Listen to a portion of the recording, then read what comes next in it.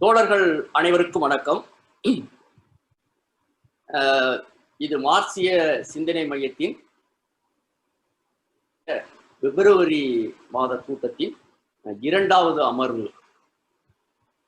இன்றைய அமர்வில் நம் முன்னே பேச இருப்பவர் தோழர் அறிவுக்கடல். உங்களுக்கு அதிகமாக அறிமுகமானவர், அவரை பற்றி அதிகம் சொல்வதற்கில்லை. இன்று அவர் எடுத்துக்கொண்டுள்ள தலைப்பு சிகரம் நோக்கி சீன பொருளாதாரம் அப்படின்ற தலைப்பு கொடுத்திருக்கிறாரு. அதாவது சீனாவினுடைய இன்றைய பொருளாதார நிலைமை, பொருளாதார வளர்ச்சி, குறிப்பாக 1970க்கு பிறகு சமீப காலங்களில் நம்ம பார்த்துருப்போம் சீனாவினுடைய பொருளாதார வளர்ச்சி. குறிப்பாக அந்த கொரோனா பீரியடுக்கு முன்னாடி வரைக்கும் அவங்களுடைய வளர்ச்சி அபரிதமான வளர்ச்சியாக இருந்தது. நம்ம ஓரளவுக்கு ஒப்பிட்டு பார்க்கணும் அப்படின்னா சீனாவை ஒப்பிட்டு தான் நம்ம பார்த்துக்கணும் பல இண்டெக்ஸில். ஏன்னு கேட்டிங்கன்னா, ஜனத்தொகை அப்படின்ற ஒரு விஷயம் ரொம்ப முக்கியமானது எந்த ஒரு நடவடிக்கைக்குமே. ஹியூமன் ரிசோர்சஸ் அப்படின்றது ரொம்ப ரொம்ப முக்கியமான ஒன்று. அந்த வகையில் இப்போ நம்ம அமெரிக்காவோட, இங்கிலாந்தோட, பிரான்ஸோட, இத்தாலியோட எல்லாம் ஒப்பிடுறது அவ்வளோ பொருத்தமாக இருக்காது. ஏன்னா அங்கெல்லாம் ரொம்ப ஜனத்தொகை குறைவானது. இப்போ ஒரு ஹெல்த் பப்ளிக் ஹெல்த் எப்படி இருக்கு அப்படின்னாக்கும் நம்ம ஒரு இங்கிலாந்தோடய அமெரிக்காவோடய நம்ம நாட்டை ஒப்பிட்டு பார்க்கக்கூடாது, ஒப்பிட்டு பார்க்க முடியாது. ஏன்னா அந்த ஜனத்தொகைக்கும் நம்ம ஜனத்தொகைக்கும், அந்த பொருளாதாரத்துக்கும் நம்ம பொருளாதாரத்துக்கும் ரொம்ப வேறுபாடு இருக்கும். ஸோ ஓரளவு ஒப்பிடணும்னா நம்ம ஜனத்தொகையோட நமக்கு நெருங்கி இருக்கக்கூடிய சீனாவோட தான் நம்ம ஒப்பிட வேண்டியிருக்கோம். ஸோ அந்த வகையில் நம்ம சீனாவுடைய பொருளாதார வளர்ச்சி, அங்கே இருக்கிற நிலைமைகள், தொழில் வளர்ச்சி, பெருவீத உற்பத்தி, இதை பற்றிலாம் நம்ம தெரிந்திக்க வேண்டியது ஒரு அவசியம். அதை மனதில் கொண்டு தான் நம்ம இந்த தலைப்பை எடுத்துக்கிட்டோம். வழக்கம் போலவே தோழர் அறிவுக்கடல் ஒரு ஆய்வு கட்டுரை போல அவருடைய சொற்பொழிவை அமைத்திருப்பார் புள்ளி விவரங்களோடு. நம்ம இப்போ நேரடியாக கூட்டத்துக்கு போயிடுவோம். தோழர் அறிவுக்கடல், தொடங்கலாம்.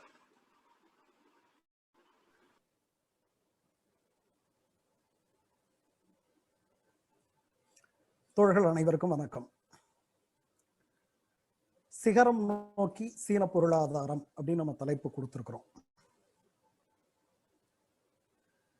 சீனாவை பத்தின பொதுவான இமேஜ் அப்படிங்கிறது அவ்வளவு ஒன்றும் நமக்கு பழக்கப்பட்ட வகையில சிறப்பாக இல்லை என்பதுதான் உண்மை. நமக்கு தற்காலத்திய நமக்கு பழகிய சொல் சைனீஸ் குவாலிட்டி, சீன பொருட்கள் தரம் இல்லாமல் இருக்குங்கிறதுல தொடங்கி பல்வேறு விதமான சீனாவை பத்தின ரொம்ப பெரிய மரியாதையான பிம்பம் நமக்கு இல்லை என்பதுதான் உண்மை. பாட்ஷா படத்தில் ரஜினி ஒரு வசனம் சொல்லுவார், ஜப்பான்காரன் வேலை செய்யாம இருந்தா செத்துருவான், சீனாக்காரன் சூதாடலைன்னா செத்துருவான், இந்தியாக்காரன் பேசாம இருந்தா செத்துருவான் என்று ஒரு டயலாக் சொல்லுவார். அது மாதிரி சீனாவை பற்றி நாம வைத்திருக்கிற பிம்பங்கள் ஒன்றும் ரொம்ப மரியாதையான பிம்பம் அப்படியா இருக்கிறது இல்லை என்பதுதான் உண்மை. மரியாதையாக என்பதை ஒரு ஒப்பீட்டோடு சொன்னால் சரியாக இருக்கும். இப்போது மேற்கத்திய நாடுகளை நாம் பார்க்கிற போது ஒரு அமெரிக்காவையோ அல்லது ஜெர்மனியோ அல்லது இங்கிலாந்தையோ பார்க்கிற மாதிரியான ஒரு மரியாதையான, நம்மை விட எவ்வளவு பெரிய பொருளாதாரமாக இருந்தாலும் கூட சீனாவின் மீது அப்படியான மரியாதையான ஒரு பிம்பம் நமக்கு இல்லை என்பது உண்மை. உண்மையில் சொல்ல போனால் உலக வரலாற்றிலேயே ஒரு மிக நீண்ட காலத்துக்கு தொடர்ச்சியான முடியாட்சி நிலவிய ஒரு நாடு, ஒரு 2000 ஆண்டுகளுக்கு முடியாட்சி நிலவிய ஒரு நாடு, தொடர்ச்சியான முடியாட்சி, மிக பெரிய பாரம்பரியம். நாம இந்தியாவை நாம் சொல்லிக் கொள்வது போல மிகப்பெரிய பாரம்பரிய பின்புலம், வரலாற்று பாரம்பரியங்களை கொண்ட நாடு. இன்னொரு புறம் சீனாவின் துயரம் மஞ்சள் நிதி என்று நாம் படித்திருப்போம். சீனாவை எப்போதுமே உலுக்கி எடுத்த மஞ்சள் நதி, சரியாக சொன்னால் பதிவு செய்யப்பட்ட வரலாற்றில் மில்லியனுக்கு அதிகமான உயிர் பலிகளை ஏற்படுத்திய வெள்ளம் இந்த நதியில் மட்டும்தான் வந்திருக்கிறது. இதை தாண்டி சீனாவை ரொம்ப அறிமுகப்படுத்துகிற விஷயம் என்று எடுத்துக்கொண்டால் சீனாவினுடைய பெருஞ்சுவர், எதிரிகளிடமிருந்து பாதுகாக்க அல்லது என்றெல்லாம் சொல்லப்பட்டாலும் கூட அவர்கள் விவசாயம் எல்லாம் கற்றிருந்த காலத்தில், அதை தாண்டி வளர்ந்து விட்ட காலத்தில் சீனாவுக்கு அருகில் இருந்த பகுதிகளில் இருந்த நாடோடி மக்கள் அவங்களால விவசாயம் மட்டும் செய்ய முடிந்த நிலையில அதை தாண்டிய பிற பொருட்களை சீனாவிடமிருந்து பெற பண்டமாற்று முறையில தான் பெற முயற்சிக்கிறாங்க. அதை தருவதற்கு சீனா தயாராக இல்லாத நேரத்தில் அவர்கள் அடித்து பிடுங்கி கொண்டு செல்லவும் செய்கிறார்கள். அப்படியான நேரத்தில் அந்த வணிகங்களை எல்லாம் மூடிக்கொண்டு கட்டப்பட்டது என்று சொல்ல முடியும். அப்ப அதுவும் ஒரு காரணம், சீனா பிரிஞ்சுவதற்கான காரணம். இப்படியான பின்புலம் உள்ள ஒரு சீனா இன்றைக்கு பெரிய இடத்தில் இருக்கிறது, ஒரு மிகப்பெரிய வளர்ச்சி எட்டி இருக்கிறது என்ற இடத்திலிருந்து சீனாவை பார்க்க வேண்டியிருக்கிறது. சரி, இந்தியாவையும் சீனாவையும் ஏன் ஒப்பிட வேண்டும் என்ற சந்தேகம். பொதுவாக இந்தியாவில் இருக்கிற பிரச்சனைகளுக்கெல்லாம் எந்த பிரச்சனையை சொன்னாலும் உடனடியாக வரக்கூடிய பதில், நம்ம ஊர்ல மக்கள் தொகை ரொம்ப அதிகங்க, இவ்வளவு பெரிய பாப்புலேஷன்ல எதையுமே செய்ய முடியாதுங்க என்பதுதான். அப்படியான பதில் வருகிற சூழ்நிலையில் நமக்கு ஒப்பீட்டளவில் ஒப்பிடக்கூடிய இடத்தில் இருக்கிறது சீனா தான். சரியாக சொன்னால் நம்மை விட அதிகமான மக்கள் தொகை. மக்கள் தொகையோடு மட்டும் இல்லை, எப்போது இந்தியா சுதந்திர இந்தியாவாகி ஒரு இந்திய குடியரசு உருவானதோ கிட்டத்தட்ட அதே காலகட்டத்தில் உருவாகி, இன்னும் சொல்ல போனால் நமக்கு பின்னர் உருவாக்கி, நாம 47, அவர்கள் 49 தான் மக்கள் சீன குடியரசு உருவாகிறது. அதனால் தொடங்கும் போது கிட்டத்தட்ட சமம். ஒரு ஓட்டப்பந்தயத்தை தொடங்கும் போது பந்தயத்தில் பங்கேற்கிறவர்கள் அனைவரும் ஒரே கோட்டில் ஒரே நேரத்தில் தொடங்குவது போல கிட்டத்தட்ட ஒரே நேரத்தில், நாமாவது சற்று முன்கூட்டி தொடங்கி இருக்கலாம், அவர்கள் நமக்கு பின்னர் தான் தொடங்கினார்கள். நம்மை போன்ற அதே நிலையில் கிட்டத்தட்ட ஒரே ஓட்டப்பந்தயம் போல தொடங்கி இருக்கிறோம். 1970களின் இறுதி வரை நமது கூடவே பயணித்த அந்த நாடு, சொல்ல போனால் பல நேரங்களில் நம்மை விட பின்தங்கியும் இருந்த அந்த நாடு இன்றைக்கு வேறு எங்கோ ஒரு இடத்தில் இருக்கிறது.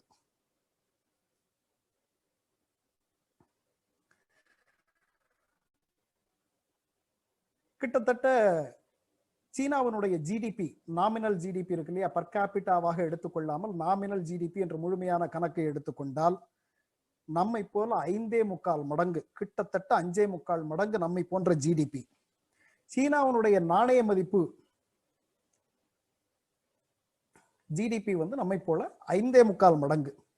சீனாவினுடைய நாணய மதிப்பு கூட ரென்மின்பி என்று சொல்லப்படுகிற யுவானுடைய மதிப்பு கூட எடுத்துக்கொண்டால் நான் தலைகீழாக காட்டியிருக்கிறேன். ஏனென்றால் எத்தனை ரூபாய் கொடுத்தால் ஒரு டாலர் என்று சொல்வது பல நேரங்களில் ஏதோ பெரிதாக இருப்பது போல தோற்றம் அளிக்கிறது என்பதால் நேரடியாக ஒரு ரூபாய்க்கு எத்தனை டாலர் கிடைக்கும் என்று கம்பேர் செய்திருக்கிறேன். இந்த இடத்தில் ஒரு ரூபாய்க்கு 0.014 டாலர் தான் கிடைக்கும். அதாவது 10 காசு கூட கிடையாது, அப்படியான நிலை. ஆனால் யுவானுக்கு 15 சென்ட் அளவுக்கு, அதாவது 0.15 டாலர், நம்மளை போன்ற கிட்டத்தட்ட 11 மடங்கு நாணய மதிப்பு. வேலையின்மை நம்மை விட மிக குறைவு. வேலையின்மை நம்மை விட கிட்டத்தட்ட 5 மடங்கு குறைவு. லைஃப் எக்ஸ்பெக்டன்சி நம்மை விட ரொம்ப அதிகம், மிக வேகமாக நம்மை தாண்டி சென்று இருக்கிறார்கள், நம்மை விட மிக அதிகம். உலகினுடைய மிகப்பெரிய சில்லறை விற்பனை நிறுவனங்களாக வால்மார்ட்டையும் அமேசானையும் குறிப்பிடுவோம். அமேசான் போல 3 மடங்கு பெரிய அலிபாபா அந்த நாட்டில் செயல்பட்டு கொண்டிருக்கிறது. அமெரிக்காவிற்கு அடுத்து மிக அதிக பில்லியனர்களை கொண்ட நாடு என்று உலகில் 2வது மிக அதிக பில்லியனர்கள் கொண்ட நாடாக வளர்ந்திருக்கிறது.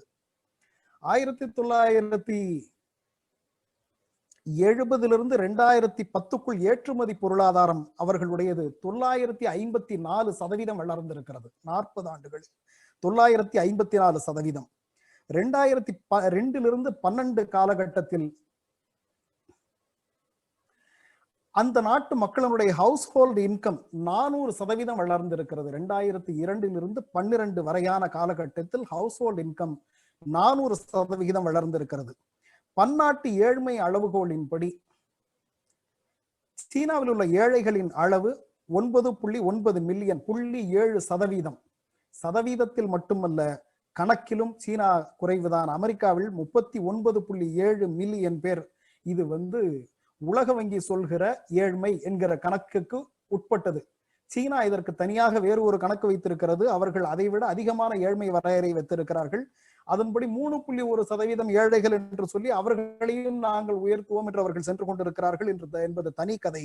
ஏழ்மை அளவுகோலில் கூட அமெரிக்காவை விட குறைவான ஏழைகளை கொண்ட நாடு இது. எங்கு மாற்றம் அப்படி என்று எடுத்துக்கொண்டால், இந்த கிராஃப் அப்படியே பார்த்தீர்கள் என்றால், கிட்டத்தட்ட நமது கூடவே பயணித்து வந்த அவர்கள் 1978க்கு பிறகு நம்மை குறுக்காக கடந்து சென்றிருக்கிறார்கள். ஓவர்டேக் செய்து எங்கேயோ போய் நிற்கிறார்கள். எப்படி கமல் சொல்ற மாதிரி அது என்னமோ தெரியல, என்ன மாயமோ தெரியல என்று வேடிக்கை பார்த்து விட்டு போவது சரியாக இருக்காது. நாம் வழக்கமாக சொல்கிற கேள்வி, என்ன வளம் இல்லை இந்த திருநாட்டில் என்று இந்தியாவை பார்த்து கேட்டிருக்கிறோம். அப்படியான இந்தியா ஏன் பின்தங்கி இருக்கிறது? அவர்களால் எப்படி இப்படி குறுக்காக கடந்து நம்மை விட வேகமாக இவ்வளவு வேகமாக செல்ல முடிந்தது என்று பார்ப்பதற்கான ஒரு முயற்சி இந்த உரை. இந்த உரையை தொடங்குவதற்கு முன்னால் ஒரு டிஸ்க்ளைமர் சொல்ல வேண்டியிருக்கிறது, பொறுப்பு துறப்பு. இந்த உரைக்கான அறிவிப்பை முகநூலில் பதிவிட்ட உடனேயே முதலில் மார்க்சிய சிந்தனை மையம் என்ற பெயரை பார்த்த உடனே அது ஒரு கம்யூனிஸ்ட் கட்சி என்ற முடிவுக்கு வந்து விட்டார்கள். ஒரு கட்சி, அவ்வளவுதான் உங்களுக்கு தெரியும். அடுத்தது சீனாவை பற்றின உரை.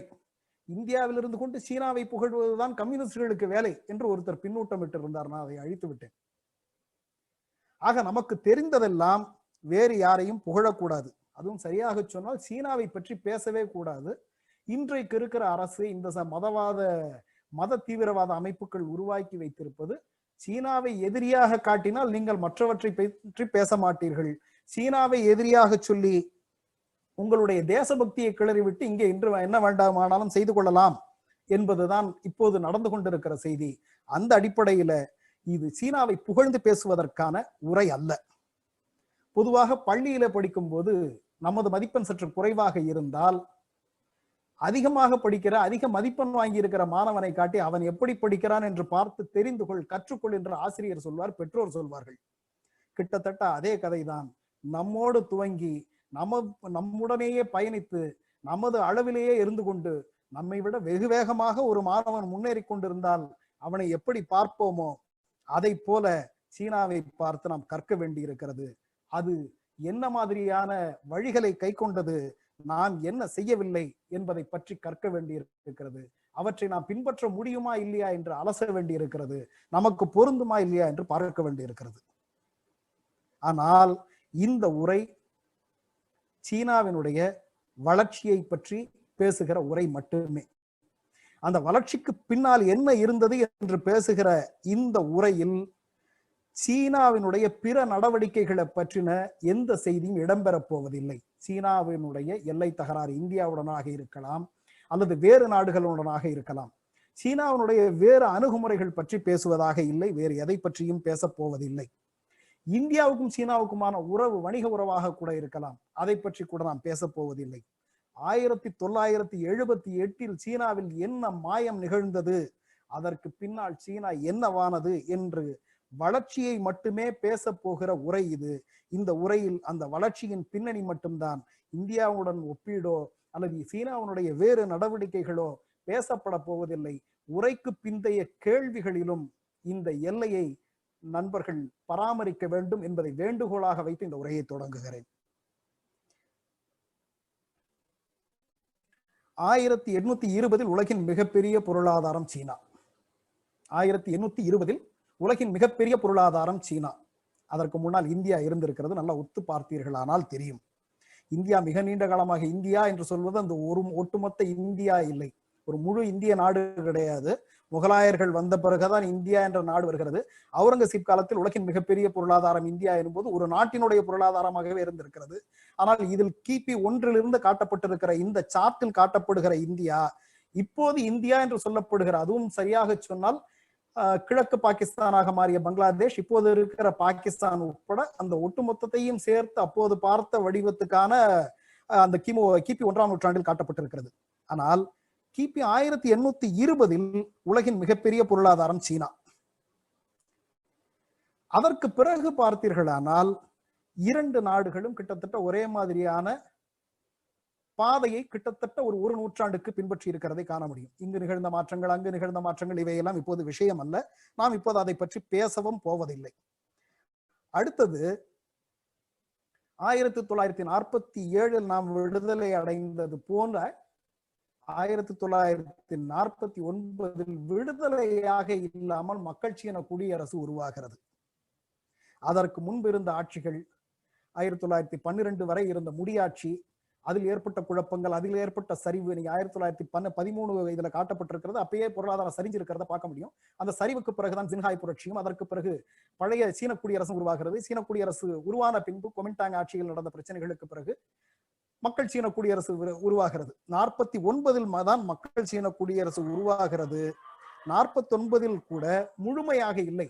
49 மக்கள் சீன குடியரசு பிரகடனப்படுத்தப்பட்ட போது முழு சீனாவும் மக்கள் சீன குடியரசாக மாறி இருக்கவில்லை. 50கள் வரை மீத பகுதிகள் கைப்பற்றப்படுகின்றன. ஷாங்கை ஷேக்கை தைவானுக்கு விரட்டுகிற வரை சீனா முழுமையாக கைப்பற்றப்படவில்லை. 50களிலிருந்து தான் தொடங்க வேண்டும். 49 என்று வைத்துக் கொள்வதில் தவறில்லை. மக்கள் சீன குடியரசு பிரகடனப்படுத்தப்பட்டு விட்டாலும் உள்நாட்டு போர், அதற்கு முன்பு உலகப் போர் என்று பல பத்தாண்டுகளாக நடந்த போர்கள், பொருளாதாரம் மிக மோசமாக சீரழிந்திருந்தது. போக்குவரத்து, தகவல் தொடர்பு, மின் விநியோகம் என்று எல்லா வசதிகளும் சிதைந்திருந்தன. தொழிற்சாலைகள் பயன்படுத்தவே படாமல் போய் எந்திரங்கள் எல்லாம் பராமரிப்பின்றி வீணாக போய் கிடந்தன. விவசாயம், உணவு உற்பத்தி மிக மோசமாக பாதிக்கப்பட்டிருந்தது. சீன வரலாற்றின் மிக மோசமான பணவீக்கம் ஏற்பட்டிருந்தது.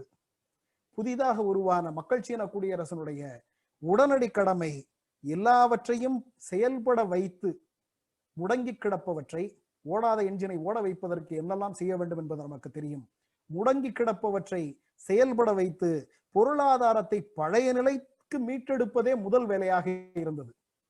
பழைய நிலைக்கு மீட்டெடுப்பதற்கே ஏகப்பட்ட முயற்சிகள் செய்ய வேண்டிய நிலை இருந்தது. விவசாய நிலங்கள் பகிர்ந்தளிக்கப்பட்டன. அதுவரை நிலமே இல்லாத ஒரு 60-70% பேருக்கு நிலம் வழங்கப்பட்டது. நிலங்கள் கூட்டுறவு முறையில், அதாவது கூட்டுறவு விவசாயத்திற்கான முன்னோட்டமாக மியூச்சுவல் எய்டு டீம் என்ற பெயரில் குழுக்களாக அமைக்கப்பட்டு விவசாயம் செய்ய வலியுறுத்தப்பட்டது. இந்த மியூச்சுவல் எய்டு டீம்ங்கிற பெயரில் குழுக்கள் விவசாயத்தில் ஈடுபடுத்தப்பட்டன.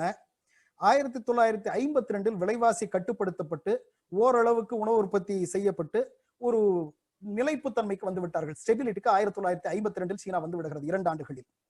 1953 5ஆண்டு திட்டம், சோவியத் உதவி இருக்கிறது. சோவியத்தை போன்ற வளர்ச்சியை நோக்கி போகிறோம். உலக நாடுகளுடைய 5ஆண்டு திட்டங்கள் எல்லாவற்றுக்குமே ஸ்டாலின் உருவாக்கிய 5ஆண்டு திட்டம், சோவியத்தின் 5ஆண்டு திட்டம் தான் முன்மாதிரி. அந்த வகையில சோவியத்தினுடைய 5ஆண்டு உதவியோடு 5ஆண்டு திட்டம் தொடங்கப்படுகிறது. 1953 தொடங்கப்பட்ட முதல் 5ஆண்டு திட்டத்திற்கு கிராஸ் ரூட்ஸ் ஆஃப் சோசியலிசம் என்று பெயர். கிராஸ் ரூட்ஸ் ஆஃப் சோசியலிசம் முழுக்க முழுக்க சோவியத்தினுடைய மாடலை பின்பற்றுகிற ஒரு 5ஆண்டு திட்டம். புதிதாக உருவாக்கப்படுகிற தொழில் துறைகள் அரசிடம் இருக்கும். தொகுப்பான விவசாய குழுக்கள், கலெக்டிவைசேஷன் என்ற பெயரில் 93.5% விவசாய குடும்பங்கள் தொகுக்கப்பட்டன. கலெக்டிவைசேஷனுக்கு பிறகு தொகுப்பான விவசாய குழுக்கள். இந்த முறையில 5ஆண்டு திட்டம் கிட்டத்தட்ட இலக்குகளை அடைந்தது. ஆனால் போதிய தொழில் வளர்ச்சி இல்லை, செயல்திறன் குறைவு என்ற அதிருப்தி, மையப்படுத்தப்பட்ட முடிவெடுக்கும் முறைகளால் தாமதம் என்று நிறைய அதிருப்திகள் உருவாகி இருந்தன. 2வது 5ஆண்டு திட்டம் 1957 இறுதியில் 58 தொடங்கப்படுகிறது. கிரேட் லீப் ஃபார்வர்ட், அதற்கு வைக்கப்பட்ட பெயர் great leap forward. Great leap forward என்பது எதிர்பாராத விதமாக மிக மோசமான எதிர்மறை விளைவுகளை, ஒரு மிகப்பெரிய பஞ்சத்தை உருவாக்கியது, மிகப்பெரிய அதிருப்தியை உருவாக்கியது. இதற்கிடையில 56 ஸ்டாலின் மறைந்தது போன பிறகு சோவியத்துடனான உறவில் விரிசல் வந்து விட்டது. ஸ்டாலினுக்கு பிறகு வந்தவர்கள் ஸ்டாலினுடைய வழியையே தவறு என்று அங்கேயே மாற்ற முயற்சித்துக் கொண்டிருந்த நிலையில அவர்களோடு பயணிக்க சீனாவால் முடியவில்லை. அது ஒரு கிட்டத்தட்ட ஒரு 10 ஆண்டு நீடித்த உரசல். பின்னாடி முழுமையாக சோவியத்தை விட்டு விலக வேண்டி வந்தது. 1960 சோவியத் செய்து கொண்டிருந்த உதவிகளை முழுமையாக நிறுத்திவிட்டது. இதை தொடர்ந்து தொழில்துறை மிக மோசமாக சரிந்தது. 1960 மட்டும் சீனாவில் அப்போது உருவாகி இருந்த தொழில்துறை முந்தைய ஆண்டை விட 38% சரிந்திருந்தது. அதற்கு அடுத்த ஆண்டில் இன்னும் ஒரு 16% சரிந்தது. இப்படி மிக மோசமான சரிவுகள். இந்த பின்னணியில ஏற்கனவே கிரேட் லீப் ஃபார்வர்ட் என்ற 5ஆண்டு திட்டம் விவசாயத்தை முதலிடத்தில் வைத்து அந்த திட்டம் செயல்படுத்தப்பட்டு கொண்டிருந்தது. விவசாயம், இலகு ரக தொழில்கள், கனரக தொழில்கள், லைட் இண்டஸ்ட்ரீஸ், ஹெவி இண்டஸ்ட்ரீஸ் என்ற வரிசையில் முக்கியத்துவம் உருவாக்கப்பட்டிருந்தது. முதல் முக்கியத்துவம் விவசாயத்துக்கு, அப்புறம் லகு ரக தொழில்கள், அப்புறம் கனரக தொழில்கள். கம்யூன்கள் உருவாக்கம் தொடங்கப்பட்டிருந்தது. கம்யூன்களை உருவாக்கி இருந்தார்கள். இந்த பின்னணியில ஒரு பெரிய பஞ்சம் வந்து விட்டது, உயிரிழப்புகள் ஏற்பட்டிருந்தன, மக்களுக்கு அதிருப்திகள் வந்திருந்தன என்ற நிலைமையில் நாம் சென்று கொண்டிருக்கிற பாதை சரி என்று விளக்க வேண்டிய அவசியம் இருந்தது.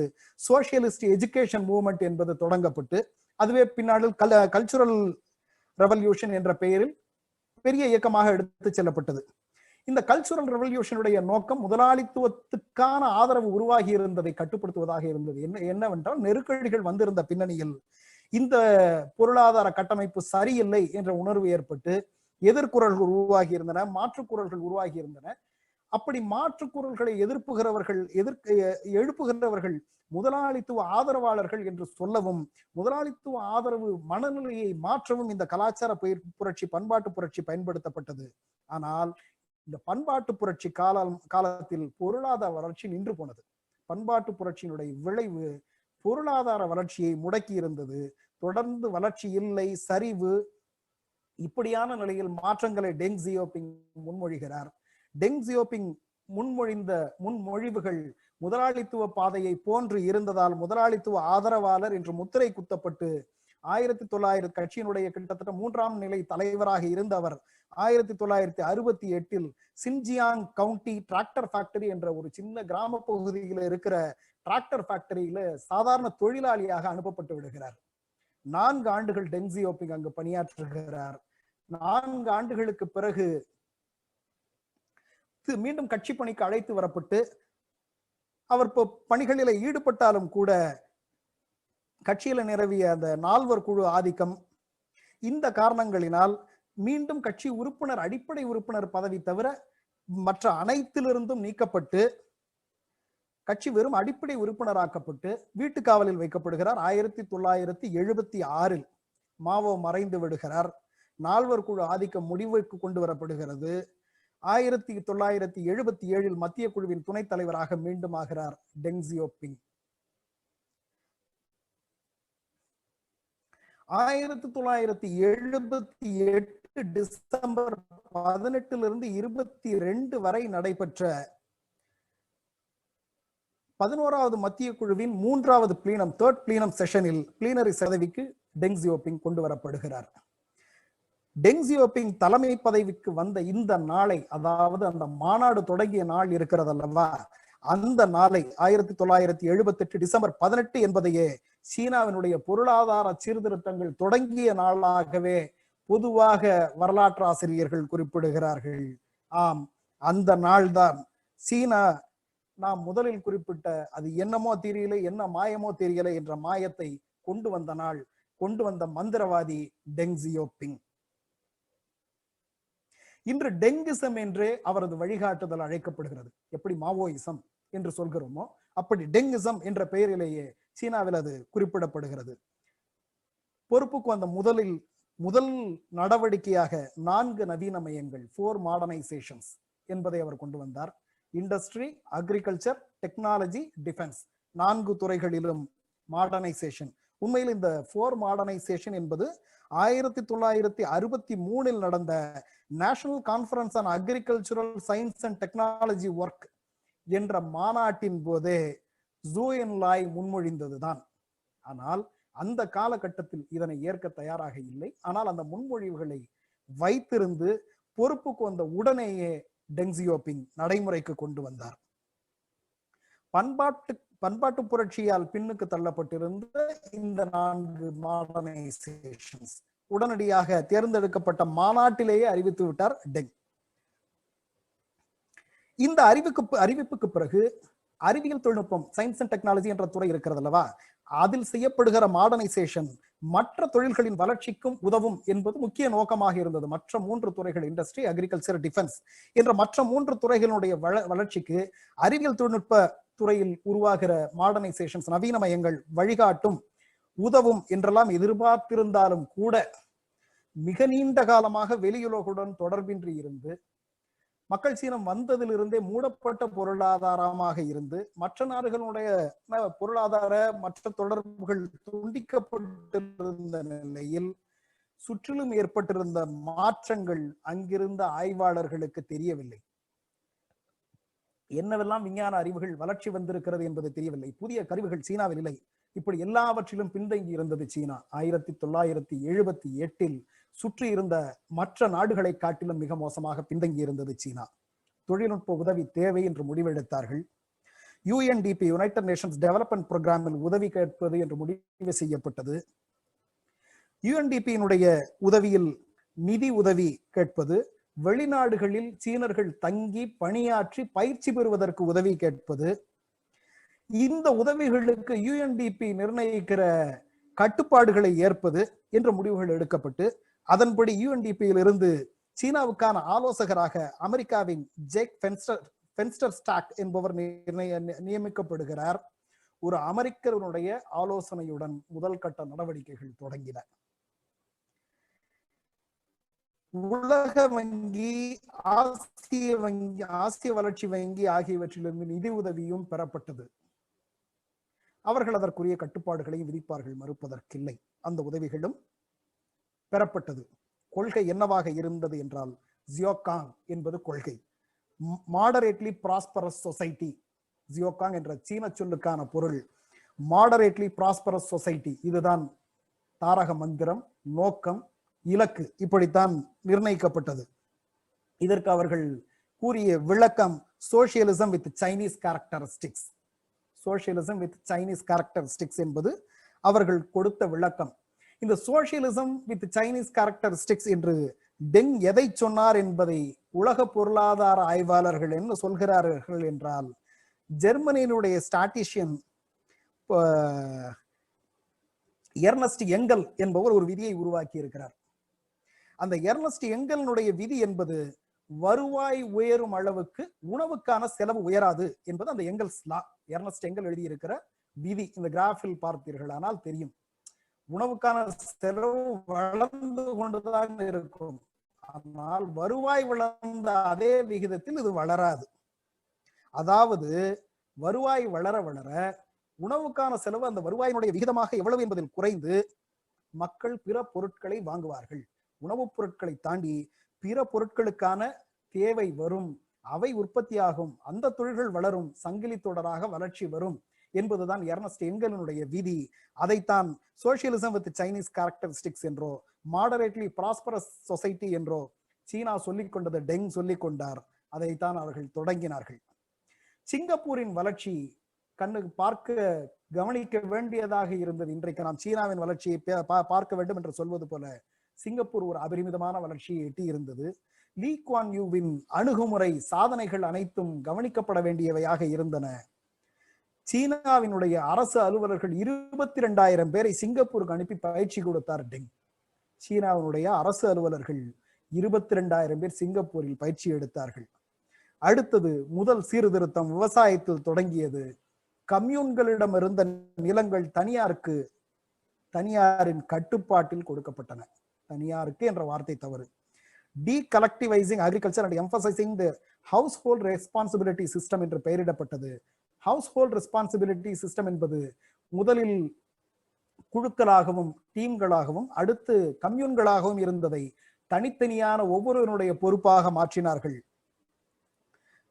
அவர்களால் அப்படியான அரசு சொல்கிற உற்பத்தியை செய்து தரும் போது அவர்களால் அந்த நிலத்தின் மீதான கட்டுப்பாட்டை வைத்துக் கொள்ள முடிந்தது. கவனிக்க வேண்டியது என்னவென்றால், நிலத்தின் மீதான கட்டுப்பாடுதான் உடைமை அல்ல. நிலத்தின் மீது அவர்களுக்கு கட்டுப்பாடு இருந்தது. அரசு சொல்கிற அளவு உற்பத்தியை காட்டி அரசு சொல்கிறவற்றை கேட்டுக்கொண்டால் நிலத்தின் மீது கட்டுப்பாடு இருந்தது. நிலத்தின் மீது உடைமைக்கும் கட்டுப்பாட்டுக்கும் என்ன வித்தியாசம் என்றால், இன்று வரை சீனாவினுடைய வளர்ச்சிக்கு நிலம் தடையாக இல்லை. நமது ஊரில் ஒரு 8 வழிச்சாலை போட வேண்டும் என்றால் நிலம் தரமாட்டோம் என்று தொடங்குகிற போராட்டம் எந்த திட்டத்தையும் செயல்பட விடாது. இந்திய தமிழ்நாட்டில் 8 வழிச்சாலையாக இருக்கலாம். மேற்கு வங்கத்தில் டாடா தொழிற்சாலைக்கு, நானோ தொழிற்சாலைக்கு தர மறுத்த சிங்கூர் நந்தி கிராமம் நிலமாக இருக்கலாம். உங்கள் தொழில் வளர்ச்சிக்கு அது முதல் முட்டுக்கட்டை.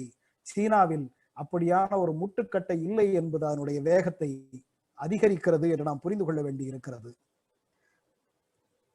இந்த நிலத்தினுடைய கட்டுப்பாடு அவர்களிடம் கொடுக்கப்பட்டது என்பது பிற துறைகளில் தனியார் மயத்துக்கு முன்னோடியாக இருந்தது. அதாவது தனியார் பொருள் ஈட்டுவதற்கு, தனியார் வருவாய் ஈட்டுவதற்கான உதாரணமாக அது அமைந்தது. அதற்கு அடுத்து உருவாக்கப்பட்டது. இதை தொடர்ந்து இண்டஸ்ட்ரியல் ரெஸ்பான்சிபிலிட்டி சிஸ்டம் என்பது 1980 உருவாக்கப்பட்டது. இந்த இண்டஸ்ட்ரியல் ரெஸ்பான்சிபிலிட்டி சிஸ்டத்தின் அடிப்படையில் மக்கள் சீனம் உருவானதிலிருந்து முதன்முறையாக தனியார் நிறுவனங்கள் அனுமதிக்கப்பட்டன. அரசு நிறுவனங்களுக்கும் அரசிடமிருந்து ஏற்கனவே தொடங்கப்பட்ட நிறுவனங்கள் இருக்கும் அல்லவா, அவற்றுக்கு இரட்டை விலை அனுமதிக்கப்பட்டது. இரட்டை விலை என்பது அரசு நிர்ணயிக்கிற இலக்கிற்கு அதிகமாக செய்யப்படுகிற உற்பத்தியை சந்தை விலைக்கு, மார்க்கெட் பிரைஸ் அங்க வந்துருச்சு. மார்க்கெட் பிரைஸுக்கு சந்தையில் விற்கலாம், அதன் மூலம் அந்த நிறுவனம் தனது லாபத்தை பெருக்கலாம், ஊழியர்களுக்கு கூடுதல் ஊதியம் கொடுக்கலாம் என்பதான முறைகள் தொடங்கப்பட்டன. இதற்கிடையே 1978 டிசம்பரிலேயே, அதாவது பொறுப்பேற்றது அப்பதான், பொறுப்பேற்ற உடனேயே அந்நிய நிறுவனங்களுக்கு அனுமதி வழங்கப்பட்டு விட்டது. சீனாவினுடைய மிக நீண்ட கால, அதாவது கொமிங்டாங் காலத்திலேயே அந்நிய நிறுவனங்களுக்கான கட்டுப்பாடுகள் தொடங்கி இருந்தன. அந்நிய நிறுவனங்களுக்கான அனுமதி 78லேயே தொடங்கப்பட்டு விட்டது. 1979 டிசம்பர் 31 ஷெகாவ் இண்டஸ்ட்ரியல் ஜோன் என்பது தொடங்கப்பட்டது. இந்த ஷெகாவ் 1979 இருந்தது. இப்ப படத்தில் நீங்க பார்க்கிற ஷெகாவ் 1979 டிசம்பர் 31 தொடங்கப்பட்டது. ஷெகாவ் இண்டஸ்ட்ரியல் ஜோன் என்பது ஹாங்காங்கில் இருந்த சைனா மெர்ச்சன்ட்ஸ் குரூப் என்ற ஒரு நிறுவனத்தால் உருவாக்கப்பட்டது. ஷெகாவ் இண்டஸ்ட்ரியல் ஜோனை உருவாக்கியது ஒரு நிறுவனம். அது முதலில் அரசு நிறுவனமாக தொடங்கப்பட்டு சீனாவினால், பின்னால் அது அரசு நிறுவனம் என்கிற அந்தஸ்தை கடந்து இருந்த நிறுவனம். தடையற்ற வணிகத்துக்கான மண்டலமாக இது விளங்கியது. ஷெகாவ் இண்டஸ்ட்ரியல் ஜோன் என்பது தடையற்ற நிறுவனத்துக்கான வணிக மண்டலமாக இது மாற்றப்பட்டது. இந்த ஷெகாவில தான் time is money, efficiency is life என்ற வாசகம் இந்த ஷெகாவுக்காக உருவாக்கப்பட்டதான், ஷெகாவின் போது உருவாக்கப்பட்டதுதான். இந்த ஷெகாவ் இதை தான் முன்னிறுத்தி time is money, efficiency is life என்று ஏற்கனவே இருந்த வாசகத்தை இந்த ஷெகாவ் தனக்கானதாக மாற்றிக்கொண்டு அதை தன் முன்னே குறிப்பிட்டு அதன்படியே இந்த ஷெகாவ் வளர்ந்தது. இந்த ஷெகாவினுடைய வளர்ச்சி ஷெகாவ் மாடல் என்றே சீனாவில் இன்று வரை குறிப்பிடப்படுகிறது. அவ்வளவு பெரிய வளர்ச்சியை இந்த ஷெகாவ் காட்டியது. இந்த ஷெகாவை உள்ளடக்கி சீனாவின் முதல் சிறப்பு பொருளாதார மண்டலமாக ஷென்சன் உருவாக்கப்பட்டது. சீனாவினுடைய முதல் சிறப்பு பொருளாதார மண்டலம் சோதனை முயற்சியாக உருவாக்கப்பட்டது ஷென்சன். இந்த ஷெகாவும் அதுக்குள்ள அடங்கும். இந்த மண்டலத்தில் உள்ள அலுவலக கட்டிடம் குவாமோ பில்டிங் என்று பெயர். படத்தில் நீங்க பார்க்கிற கட்டிடம் 50 மாடி கட்டிடம். சீனாவினுடைய முதல் ஸ்கைஸ்கிராப்பர்களில் ஒன்று. சீனாவினுடைய முதல் ஸ்கைஸ்கிராப்பர்களில் ஒன்றான இந்த கட்டிடம், இந்த ஷென்சன் சிறப்பு பொருளாதார மண்டலம் உருவாக்கப்பட்டு இந்த கட்டிடம் திட்டமிட்டு தொடங்கப்பட்ட பிறகு ஒவ்வொரு தளமும் 3 நாட்களில் கட்டி முடிக்கப்பட்டன. 50 மாடிகளில் ஒவ்வொரு தளமும் கட்ட எடுத்துக்கொள்ளப்பட்ட கால அவகாசம் 3 நாட்கள் என்பதால் இது ஷென்சன் வேகம், ஷென்சன் ஸ்பீட் என்ற சீனாவில் இன்று வரை குறிப்பிடப்படுகிறது. சீனாவிலே ஷென்சன் ஸ்பீட் என்பது இன்று வரை சொல்லப்படுகிற உதாரணம். இது இந்த கட்டிடத்தினுடைய வேகத்தினால் மட்டும் இல்லாமல் இந்த ஷென்சன் சிறப்பு பொருளாதார மண்டலத்தின் வளர்ச்சியின் வேகத்தாலும் அந்த பெயர் வந்தது. இன்று வரை இந்த சிறப்பு பொருளாதார மண்டலம் ஷென்சன் வளர்ந்த வேகத்தை காட்டி அதை இன்ஸ்டன்ட் சிட்டி என்கிறார்கள். இந்த இன்ஸ்டன்ட் சிட்டி இன்றைக்கு அவ்வளவு வேகமான வளர்ந்த இந்த மிகச்சிறிய ஊர் அன்று சிறப்பு பொருளாதார மண்டலம் அறிவிக்கப்பட்ட போது இன்றைக்கு அந்த ஷென்சனுடைய பெயர் சீனாவின் சிலிக்கன் வேலி ஆஃப் சைனா இன்றைக்கு அதனுடைய பெயர். Globalisation and world cities research network என்ற அமைப்பு உலக நாடுகளுடைய தர வரிசையை கொண்டு வருகிறது. அதில் முதல் நிலையில் இருக்கிற ஆல்பா வரிசையில், ஆல்பா மைனஸில் குளோபல் ஃபர்ஸ்ட் டயர் சிட்டிஸ்ல இந்த ஷென்சனும் இருக்கிறது. உலகினுடைய மிக முக்கிய நகரங்களில் ஒன்றாக இந்த ஷென்சன் இருக்கிறது. 9th most competitive financial centre in the world in Shenzhen. உலகிலேயே மிக முக்கியமான வணிக போட்டி நிறைந்த முக்கியத்துவம் வாய்ந்த நகரம், 9வது நகரமாக இந்த ஷென்சன் மாறி இருக்கிறது. 5th highest number of billionaires in any city in the world. உலகிலேயே மிக அதிக பில்லியனர்கள் இருக்கிற நாடுகளில் இது 5வது இடத்தை பெறுகிறது. 3வது மிக பிஸியான கண்டெய்னர் போர்ட் உள்ள, உலகின் 3வது மிக பிஸியான கண்டெய்னர் போர்ட் உள்ள ஊராக இது மாறி இருக்கிறது. இந்த வேகத்தில் அடுத்தடுத்து சிறப்பு பொருளாதார மண்டலங்கள் தொடங்கப்பட்டன. 1979 இறுதியில் 4 சிறப்பு பொருளாதார மண்டலங்களுக்கு அனுமதி அளிக்கப்பட்டிருந்தது. இந்த மண்டலங்களில் அந்நிய முதலீடுகளுக்கு கட்டுப்பாடுகள் குறைவாகவும், கவனிக்க வேண்டிய விஷயம் என்னவென்றால் கட்டுப்பாடுகள் இல்லாமல் அல்ல, என்ன வேண்டுமானாலும் செய்து கொள்ளலாம் என்று இல்லை. அந்நிய நேரடி முதலீட்டுக்கு கட்டுப்பாடுகள் குறைவாகவும், முடிவுகள் விரைந்து எடுக்கப்பட்டும், அதாவது அனுமதிகள் விரைந்து கொடுக்கப்பட்டும், சீன பொருளாதார வளர்ச்சியின் என்ஜின்கள் என்று இந்த சிறப்பு பொருளாதார மண்டலங்கள் குறிப்பிடப்படுகின்றன. சீன பொருளாதார வளர்ச்சியை இழுத்து சென்ற என்ஜின்களாக இவை விளங்கின. 1984 மேலும் 15க்கு அனுமதி வழங்கப்பட்டது. இந்த படத்தை பார்த்தால் தெரியும். 1980 எங்க இருந்தது, 84 எங்கெங்க சிறப்பு பொருளாதார மண்டலங்கள் இருந்தது, 88ல எங்க இருந்தது, 92 என்னாச்சு, 2000, 2006 வரைக்கும் இந்த படத்துல இருக்கு. 1984 மேலும் 15 சிறப்பு பொருளாதார மண்டலங்களுக்கு அனுமதி. 1988 யாங்ஸே ஆற்றுப் பகுதியில் உள்ள எல்லைப்புற நகரங்கள் அந்நிய முதலீட்டுக்கு திறந்து விடப்பட்டன. அடுத்து கடற்கரையோர பகுதிகள் திறந்த பொருளாதார மண்டலங்கள் என்ற பெயரில் திறந்து விடப்பட்டன. 1992 மேலும் பல எல்லைப்புற நகரங்கள் திறந்து விடப்பட்டன. அதன் பிறகு எல்லா மாநில தலைநகரங்களும் சிறப்பு பொருளாதார மண்டலங்களாக்கப்பட்டன. அதன் பிறகு மேலும் 15 free trade zones, 32 state level economic and technological development zones, 53 new and high tech industrial development zones என்று பெரிய சிறிய நகரங்கள் என்று அனைத்திலும் தொடங்கப்பட்டன. இவை அனைத்தும் ஏற்றுமதி சார்ந்த உற்பத்திக்கு வழிவகுத்தன. ஒரே நேரத்தில் உள்நாட்டு பொருளாதார வளர்ச்சியும் ஊக்குவித்து ஏற்றுமதியையும் ஊக்குவித்து வளரச் செய்து ஒரே கல்லில் 2 மாங்காய் என்ற இடத்தை இவை எட்டின. இந்த சிறப்பு பொருளாதார மண்டலங்களில் ஹைனான் அப்படிங்கிற மாநிலமே சிறப்பு பொருளாதார மண்டலம், ஒரு முழு மாநிலமே சிறப்பு பொருளாதார மண்டலமாக மாற்றப்பட்டிருக்கிறது சீனாவில். இதுல சொல்ல வேண்டிய செய்தி என்னவென்றால், 1980களின் மத்தியில் தனியார் நிறுவனங்களின் மீதான கட்டுப்பாடுகள் குறைந்து அரசின் தலையீடும் குறைந்தது, அரசினுடைய தலையீடும் குறைந்தது.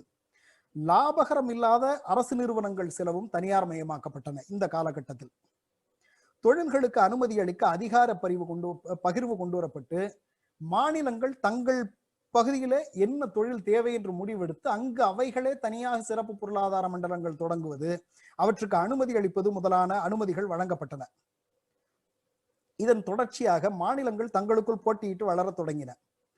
இதன் தொடர்ச்சியாக விவசாயத்துறை, உணவுப் பொருட்துறைகளில் கட்டுப்பாடு தளர்த்தப்பட்டது. இதனால் விலை உயர்வு உருவானது. விவசாயத்தில் கட்டுப்பாடுகள் தளர்த்தப்படும் போது விலை உயர்வு வந்தது. இந்த விலை உயர்வு வந்த பின்னணியில் மூத்த தலைவர்கள் இந்த கொள்கைகள் எல்லாம் தவறு என்று பேசத் தொடங்கினார்கள். ஒரு பிரிவினர் இதை பெரிய தவறாக சுட்டிக்காட்ட தொடங்கினார்கள். இந்த பின்னணியில் தான் தியான்மன் ஸ்கொயர் சம்பவம் நிகழ்ந்தது. சந்தை பொருளாதாரத்தினுடைய தொடக்க நிலையில் இருந்ததால் சிலருக்கு வளர்ச்சியும் பலருக்கு நெருக்கடியும் என்பது ரொம்ப இயல்பாக இருக்கக்கூடிய ஒன்று அங்கு இருந்தது. இதை பயன்படுத்தி கொண்டனர். அங்கு ஏதோ தவறாக நடக்கிறது என்ற பிம்பம் உருவாக்கப்பட்டது. ஆனால் போராடியவர்களுக்கு ஒரே மாதிரியான கோரிக்கைகள் இல்லை. போராட்டத்தில் வெளிப்படைத்தன்மை, அரசு என்ன முடிவுகள் எடுக்கிறது, என்ன மாதிரியான வளர்ச்சியை செய்கிறது என்று வெளிப்படைத்தன்மையும், முடிவுகளை எடுப்பதில் ஜனநாயகத்தன்மையும், அரசுக்கு மற்றவர்கள் தலையிடுகிற அதிகாரத்தையும் கேட்டதால் இது ஜனநாயகத்துக்கான போராட்டம் என்று பிரச்சாரம் செய்யப்பட்டது. உண்மையில் இது ஜனநாயகத்துக்கான போராட்டம் இல்லை. இந்த இடத்துல நாம் கவனிக்க வேண்டிய ஒரு செய்தி என்னவென்றால், உணவு மட்டுமே வாழ்க்கை இல்லை. உணவு மட்டுமே வாழ்க்கை இல்லை. பொருளாதாரத்தில் உணவு ஒரு பகுதி தான். வாழ்க்கைக்கு முக்கியம் என்றாலும் பொருளாதாரத்தில் உணவு ஒரு பகுதி மட்டுமே. ஆதி மனிதனுக்கு, ஹண்டர் கேதரராக இருந்த ஆதி மனிதனுக்கு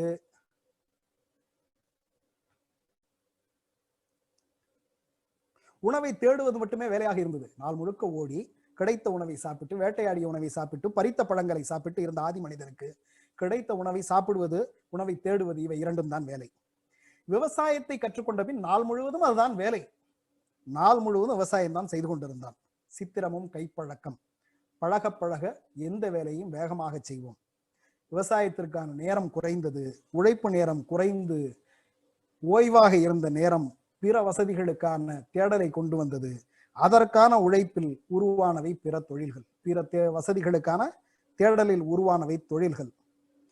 எதுவாக இருந்தாலும் தொடக்கத்தில் தேவைப்படும் நேரமும் உழைப்பும் பின்னர் குறையும், பழக பழக குறையும்.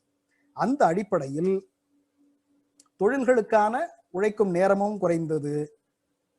புதிய கருவிகள் வந்தன, தொழில்நுட்பங்கள் வந்தன. அதனால் நேரமும் மிச்சம் இருந்தது, மனிதர்களும் மிச்சம் இருந்தார்கள். அப்படி மிச்சம் இருந்தவர்கள், நேரம் மிச்சம் இருந்தவர்களுக்கு நேரத்தை மகிழ்ச்சியாக கழிப்பதற்கான வேறு வேலைகளை செய்ய தொடங்கினார்கள். அதற்கு உதவுவதற்கான துறைகள் சேவை துறையாக உருவாயின.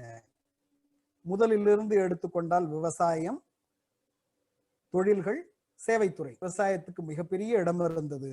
இது அப்படியே தலைகீழாக மாறி இன்று சீன பொருளாதாரத்தில் 2010 19 நிலவரம். சீன பொருளாதாரத்தில் விவசாயத்தினுடைய பங்கு, சீனாவினுடைய ஜிடிபியில் விவசாயத்தினுடைய பங்கு 7.1% மட்டும்தான். தொழில்துறையின் பங்கும் கூட 39% தான். இந்த படத்தை பார்த்தால் உங்களுக்கு தெரியும். 1960 23.2% இருந்த விவசாயம் 1970 அதையும் தாண்டி வளர்ந்து கடைசியாக இன்று 7.1 வந்து நின்று இருக்கிறது. எங்கெல்ஸ் விதிப்படி சொன்னால் வளர்ந்து இருக்கிறது, வளர்ச்சியில் இதனுடைய அளவு சின்னதாய் போயிடுச்சு. உண்மையில் அதுதான் உண்மை. தொழில்துறை 50%க்கும் கடந்து 40க்கும் கீழே போய்விட்டது. இன்றைக்கு அங்கு டாமினண்டாக இருக்கக்கூடிய துறை 53.9% சேவைத்துறை தான். ஆனால் விவசாயம் சரிந்து விட்டதா என்று கேட்டால் விவசாயம் சரியவில்லை. சராசரி உற்பத்தி, சீனாவினுடைய சராசரி உற்பத்தி நம்மை விட அதிகம். சீனாவில உதாரணத்துக்காக அரிசி எடுத்துக்கொண்டிருக்கிறேன். ஹெக்டேருக்கு எவ்வளவு விளைகிறது? சீனாவில் ஒரு ஹெக்டேருக்கு 4.9 டன்கள். அமெரிக்கா இன்னும் அதை விட அதிகம். உண்மையில் சொன்ன போனால் அமெரிக்கா முக்கிய உணவாக அரிசியை சாப்பிடவில்லை. ஆனால் அமெரிக்காவின் உற்பத்தி ஹெக்டேருக்கு 6 டன், இந்தியாவினுடைய உற்பத்தி 2.7 டன். உண்மையில் இந்தியாவில் இருக்கிற விவசாய பிரச்சனைகளுக்கான அடிப்படை காரணம் இங்குதான் இருக்கிறது. நாம் மற்றவர்கள் உற்பத்தி செய்வதற்கு இணையான அவர்கள் உற்பத்தி செய்யவில்லை என்றால் நமது பொருளுடைய விலை அதிகமாக இருக்கும். நாம் போட்டியிட முடியாது. போட்டியிட முடியாத இடத்தில் பிரச்சனைகள் இருக்கும். இதற்கான தீர்வை தேடுவதற்கு பதிலாக வேறு தேடிக்கொண்டிருக்கிறோம். இது இங்கு தேவையில்லாத விட்டு விடுவோம். ஆக சீனாவினுடைய விவசாய உற்பத்தி குறையவில்லை என்றால் சராசரி குறையவில்லை, வளர்ச்சி தான் இருந்தது. ஆனாலும் சீனாவினுடைய ஒட்டுமொத்த ஜிடிபியில் விவசாயம் வெறும் 7% சுருங்கி போயிருக்கிறது. என்ன செய்கிறது சீனா? இறக்குமதி செய்து கொள்கிறது. ஆம், உணவுப் பொருட்களை சீனா இறக்குமதி செய்கிறது. அதுவும் அமெரிக்காவிடமிருந்து சீனா இறக்குமதி செய்வதில் மிக முக்கியமான இடம் சோயாபீன்ஸுக்கும், அடுத்தது கோதுமைக்கும், பிறகுதான் மற்றவை. சீனாவுடைய நிலைப்பாடு என்னவென்றால், விவசாயம் பழைய தொழில், அதை யார் வேண்டுமானாலும் செய்யலாம். மற்றவர்கள் உற்பத்தி செய்யாததை நாம் உற்பத்தி செய்தால் கட்டாயம் விற்பனையாகும், அதிக லாபமும் கிடைக்கும், அதிக வருவாய் கிடைக்கும். இவ்வளவுதான் சீனாவுடைய நிலைப்பாடு. விவசாயத்தை யார் வேண்டுமானாலும் செய்யலாம். தொழில்நுட்ப முன்னேற்றங்களை நாங்கள் செய்வோம் என்ற இடத்தை சீனா எடுத்திருக்கிறது. தெரிந்தே விவசாயத்தை குறைத்திருக்கிறது. விவசாயத்தை ஊக்குவிப்பதில்லை. மானியெல்லாம் கொடுக்குறாங்க, அது தனி கதை. விவசாயத்தை குறைத்து தொழில்களுக்கு போகும்போது உணவுப் பொருள் விலை உயரும். ஆனால் அதற்கு செலவிடும் அளவுக்கு வருவாய் உயர்ந்திருக்கும். இன்றைக்கும் பெட்ரோல் விலை 90 ரூபாய் ஆனாலும் நாம் சண்டையிடவில்லை என்றால் நம்மால் கொடுக்க முடிகிறது. அஃபோர்டபிலிட்டி என்று பொருள். அஃபோர்டபிளாக இருக்கிறார்கள்.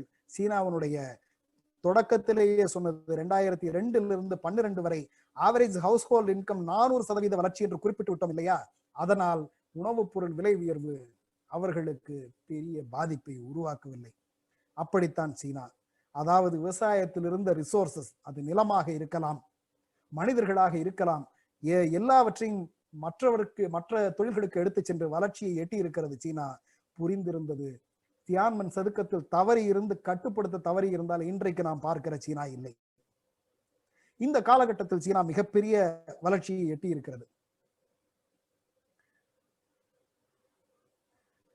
இந்த வளர்ச்சிக்கு அரசுத்துறை நிறுவனங்கள் இந்த வளர்ச்சியோடு பயணிக்க முடியவில்லை. அரசுத்துறை நிறுவனங்கள் பின்தங்கி இருந்தன. இது பல இடங்களில் இடையூறாக இருந்தது. 1992 நடந்த 11வது கட்சி காங்கிரஸ் சோசியலிஸ்ட் மார்க்கெட் எக்கானமி என்பதை அறிவித்தது. சோசியலிஸ்ட் மார்க்கெட் எக்கானமி என்பது அறிவித்த பிறகு அரசுத்துறை போக மீதிக்கு தனியார் என்று இருந்த கொள்கை தனியாருக்கு முக்கிய பங்கு என்ற இடத்துக்கு மாறியது. சில அரசுத்துறை நிறுவனங்கள் அதன் பிறகு தனியார் மயமாக்கப்பட்டன. இந்த காலகட்டத்தில் சென் யுங் முக்கியத்துவம் பெறுகிறார். ஆரம்பத்திலிருந்தே டெங்கின் கூடவே இருந்த சென் யுங் பல இடங்களில் பல கட்டுப்பாடுகள் இவை தேவை என்று டெங் தவறவிட்ட இடங்களை எல்லாம் பார்த்து சொன்னவர் சென் யுங். டெங் ஆர்கிடெக்ட் என்றால் நுண்ணிய விவரங்களையும் கண்டுபிடித்து சரி செய்தவர் சென் தலையிட்டு கட்டுப்பாடற்ற தனியார் அனுமதிக்கப்பட்டால் அது ஆபத்தாக முடிந்துவிடும் என்பதை சுட்டிக்காட்டுகிறார். அதற்கேற்ப பேர்ட் கேஜ் எக்கானமி, ஒரு பறவை ஒரு கூண்டில் அடைக்கப்பட்டிருக்கும் போது அந்த கூண்டுக்குள் பறப்பதற்கு அந்த பறவைக்கு சுதந்திரம் உண்டு. அவ்வளவுதான் எக்கானமிக். எங்கள் நாட்டுக்கு தனியார் வரலாம், அவர்களுக்கு சுதந்திரம் தருவோம், அதற்கு ஒரு எல்லை இருக்கும். இதுதான் சென் கொண்டு வந்த கட்டுப்பாடு. அதன்படி எங்கள் நாட்டுக்கு அந்நியர் வரலாம், தனியார் தொழில் தொடங்கலாம், எதுவாக இருந்தாலும் கூண்டு பெரிதோ சிறிதோ பறவைக்கு அதற்குள் பறப்பதற்கான சுதந்திரத்தை அளிப்போம். இதுதான் சென் கொண்டு வந்த பேர்ட் கேஜ் எக்கானமி. இதுதான் பின்னால் ஜியாங் ஜெமின், ஹூ ஜின்டாவோ என்று அனைவரும் பின்பற்றிய வழியாக இருந்தது. சந்தையின் எல்லைகளில் அரசின் கட்டுப்பாட்டை வைத்திருக்க, ஆளும் கட்சி எப்படி இருக்க வேண்டும், எங்கு தலையிட வேண்டும், எங்கு தலையிடக்கூடாது என்று அனைத்திலும் சென்னின் வழிகாட்டுதலே இது பல இடங்களில் சீன அரசியலை வழிநடத்தியது. 2002 நடைபெற்ற 16வது காங்கிரஸில் ஜியாங் ஜெமின் கொண்டு வந்த 3 ரெப்ரசன்ஸ் என்பது கூட சென் வழிகாட்டுதலின் அடிப்படையில் கொண்டு வரப்பட்டதுதான். இதற்கிடையில் 1997 டெங் இறந்து விடுகிறார். டெங் இறந்து விட்டாலும் அவரால் பொறுக்கி எடுக்கப்பட்டவர்கள் தொடர்ந்து அதே வழியை பின்பற்றுகிறார்கள். சரியான எல்லைகளோடு சரியானதை அனுமதித்துக் கொண்டிருக்கிறார்கள். இந்த காலகட்டத்தில் ஆசிய நிதி நெருக்கடி வருகிறது. 1997 ஏற்பட்ட ஆசிய நிதி நெருக்கடி சுற்றி இருந்த எல்லா நாடுகளும் பாதிக்கப்பட்டிருந்தாலும் கூட சீனாவுக்கு ஏற்பட்ட பாதிப்பு, கிழக்கு தென்கிழக்கு ஆசிய நாடுகள் மிக மோசமாக பாதிக்கப்பட்டிருந்தன. ஆனால் சீனாவுக்கு ஏற்பட்ட பாதிப்பு என்னவென்றால், சீனாவிடமிருந்து பொருள் வாங்கிய நாடுகளில் டிமாண்ட் குறைந்திருந்தது என்பது மட்டும்தான் சீனாவுக்கு ஏற்பட்டிருந்த பாதிப்பு. சீனாவுக்கு பாதிப்பில்லை. ஏன் இல்லை என்றால், பிற நாடுகளில் நிதி முதலீடுகளாக, அந்நிய முதலீடுகள் பங்குகளாக இருந்தன. கிரைசிஸ் வந்தவுடன் ஓடிவிட்டன. சீனாவில் தொழில்களாக, தொழிற்சாலைகளாக மட்டுமே இருந்தது. தொழிற்சாலைகளை எடுத்துக்கொண்டு ஓட முடியவில்லை. அந்நிய முதலீடு சீனாவை விட்டு ஓடவில்லை. இதற்கிடையே இந்த பின்னணியிலேயே 1997-98 மிகப்பெரிய தனியார் மயத்தை சீனா மேற்கொண்டது. மிகச்சில மொனாபாலி செக்டார்ஸ் தவிர பிற நிறுவனங்கள் தனியார் மயமாக்கப்பட்டன, பிற அரசு நிறுவனங்கள் தனியார் மயமாக்கப்பட்டன. 1999 கோ அவுட் பாலிசி அல்லது கோயிங் குளோபல் ஸ்ட்ராட்டஜி என்பதை சீனா அறிவித்தது. அதாவது சீன நிறுவனங்கள் உலகம் முழுவதும் போய் முதலீடு செய்யுங்கள் என்று அவர்களை வெளியே அனுப்பியது. 1978 அந்நிய முதலீடுகளை உள்ளே அனுமதித்த நாடு 20 ஆண்டுகளில் தங்கள் முதலீடு வேறு நாடுகளுக்கு போகும் என்ற இடத்திற்கு வந்திருந்தது. அதற்கான காரணம் என்று பிற நாட்டு பொருளாதார ஆய்வாளர்கள் சொன்னது, to exploit opportunities in the expanding local and international markets. உள்ளூரிலும் வெளியூரிலும் சந்தைகளில் உருவாகி இருந்த வாய்ப்புகள் அனைத்தையும் பயன்படுத்திக் கொள்வதற்காக சைனா இந்த முடிவை எடுத்தது. மிகப்பெரிய அந்நிய செலாவணி சேர்ந்திருந்தது. ஏனென்றால் ஏகப்பட்ட ஏற்றுமதி, ஏகப்பட்ட அந்நிய செலாவணி சேர்ந்திருந்த நிலையில் அதை வெளிநாடுகளில் முதலீடு செய்வது இன்னும் லாபகரமாக இருக்கும் என்று கருதியது. அந்நிய செலாவணி மிக அதிகமாக இருந்த நிலையில் அவர்களுடைய நாணய மதிப்பை குறைக்கும்படி பிற நாடுகள் கேட்டுக்கொண்டே, நாணய மதிப்பை புளோட்டிங்காக விடும்படி, மாறக்கூடியதாக மாற்றும்படி பிற நாடுகள் கேட்டுக்கொண்டாலும் கூட அதை மறுத்து வந்த சைனா இந்த வேலையை செய்தது. பிற நாடுகளில் போய் முதலீடு செய்யுங்கள் என்று அனுப்பி வைத்தது. சரியாக சொல்ல வேண்டியதென்றால், அவ்வளவு அந்நிய செலாவணியும் நாணய மதிப்பை குறைவாக வைத்துக் கொண்டே, வளர விடாமலே. நாணய மதிப்பு குறைவாக இருந்தால்தான் ஏற்றுமதி அதிகமாகும். அதிகமாக இருக்கிற நிலையில் வருவாய் அதிகமாக இருந்தது. 1978 சீர்திருத்தம் தொடங்கிய சிறிது காலத்திலேயே காட் ஒப்பந்தத்தில் சேர சீனா விண்ணப்பித்து விட்டது. ஏனென்றால் மக்கள் சீன குடியரசு உருவான போது தைவான் சீனா என்ற குழப்பத்தில் சீனா வெளியேறிவிட்டது. அதை தாண்டி மூடிய பொருளாதாரமாக இருந்தது. காட்ல சீனா இல்லை. டெங் பொறுப்பேற்றுக் கொண்டு பாதை மாறிய உடனேயே காட்டில் சேர்த்துக் கொள்ள வேண்டும் என்ற கோரிக்கையை சீனா எழுப்பிவிட்டது. ஆனால் காட் ஏகப்பட்ட கட்டுப்பாடுகளை விதித்தது. காட் விதித்த கட்டுப்பாடுகளை நிறைவேற்றி ஏற்றுக்கொண்டு 1986 பார்வையாளர் இடத்தை பெற்றது சீனா. உறுப்பினர் ஆக்கப்படவில்லை. அப்போதும் பிற நாடுகள் அதற்கு தயாராக இல்லை. இதற்கிடையில் 1994 WTO உருவாகிவிட்டது. வேர்ல்டு ட்ரேட் ஆர்கனைசேஷன் உருவாகிவிட்டது. இந்த காலகட்டத்தில் இந்தியாவில் நாம் எல்லாம், இடதுசாரிகள் எல்லாம், WTOவில் இந்தியா சேரக்கூடாது என்று மிகப்பெரிய இயக்கத்தை நடத்தி கொண்டிருந்தோம். ஆனால் கம்யூனிஸ்ட் கட்சி சீனா ஆண்டு கொண்டிருக்கிற ஆளும் சீனா சேர்வதற்காக எதையும் செய்ய முயற்சித்துக் கொண்டிருந்தது. WTO பிற நாடுகளுக்கு விதித்ததை விட அதிகமான கட்டுப்பாடுகளை சீனாவுக்கு விதித்தது.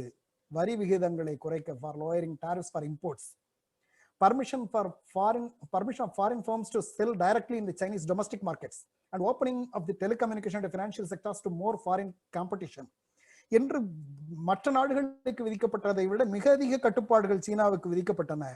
வரி விகிதங்களை குறைத்தது சீனா. சேம்பர்ஸ் ஆஃப் காமர்ஸ் திறக்க வேண்டும், தொடங்க வேண்டும், வணிக நிறுவனங்களுக்கு, வணிக கூட்டமைப்புகளுக்கு உதவ வேண்டும் என்றெல்லாம் கட்டுப்பாடுகள் விதிக்கப்பட்டன. இந்த கட்டுப்பாடுகள் எல்லாவற்றையும் ஏற்றுக்கொண்டது சீனா. 2001 WTOவின் அங்கமாக சீனா ஏற்றுக்கொள்ளப்பட்டது. 1994 இருந்து 7 ஆண்டுகள் WTO விதித்த கட்டுப்பாடுகளை எல்லாம் நிறைவேற்றி சீனா உறுப்பினராக சேர்ந்தது. 2001 2004 அரசு நிறுவனங்கள் 48% குறைக்கப்பட்டன. அதாவது எல்லாம் தனியார் மயமாக்கப்பட்டன. 2005 உள்நாட்டு தனியார் துறையின் பங்கு GDP-யில் 50% கடந்தது.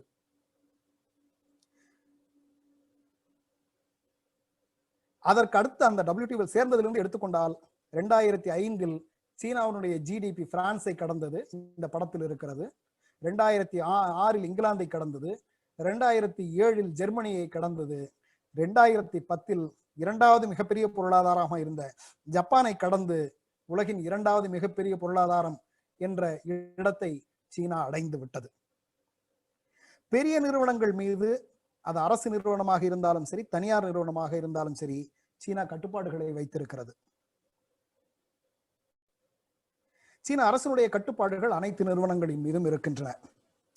2012க்கு பின் 288 நிறுவனங்கள், அரசு நிறுவனங்களாக இருக்கலாம், தனியார் நிறுவனங்களாக இருக்கலாம், ஹாங்காங்கில் இருக்கும் நிறுவனங்கள் உட்பட புதிய கட்டுப்பாடுகள் விதிக்கப்பட்டன. அதனுடைய முடிவுகளில் அரசின் தலையீடு இருக்கும் என்பதற்கான விதிகள் சேர்க்கப்பட்டன. இத்தனையும் செய்யப்பட்டிருக்கின்றன. இத்தனை கட்டுப்பாடுகளுக்கும் பிறகு சீனா இந்த வளர்ச்சியை எட்டி இருக்கிறது. நாம் இவ்வளவையும் பார்த்து கொண்டிருக்கிற நேரத்தில் இடையில் சில ஏற்ற தாழ்வுகள் இருந்திருக்கும். இடையில் மாற்றங்கள் வந்து போனதெல்லாம் நடந்திருக்கும். ஆனால் தொடர்ந்த வளர்ச்சி என்பது, விட்டுக் கொடுக்காத வளர்ச்சியை தொடர்ந்து சீனா செய்து கொண்டே வந்திருக்கிறது.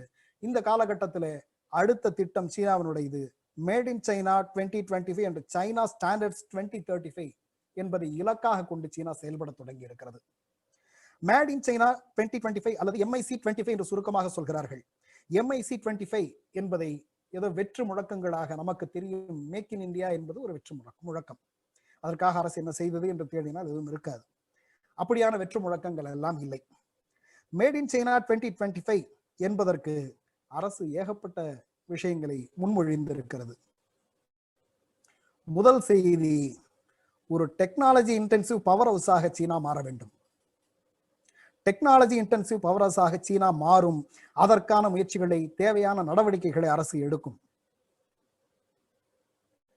Increasing the Chinese domestic content of core materials to 40% by 2020 and 70% by 2025. கேந்திரமான முக்கியமான கோர் மெட்டீரியல்ஸ் இருக்கிறது அல்லவா, அவற்றில் சீனாவினுடைய உள்நாட்டு உற்பத்தியை 2020க்குள் 40%, 2025க்குள் 70% உயர்த்துவது. The government continues to invest heavily in identified technologies. எந்தெந்த தொழில்நுட்பங்கள், தொழில்துறைகளில் அதிக முதலீடு தேவை என்று அரசு கருதுகிறதோ அந்த துறைகளில் அரசு மிக அதிகமான முதலீட்டை செய்யும்.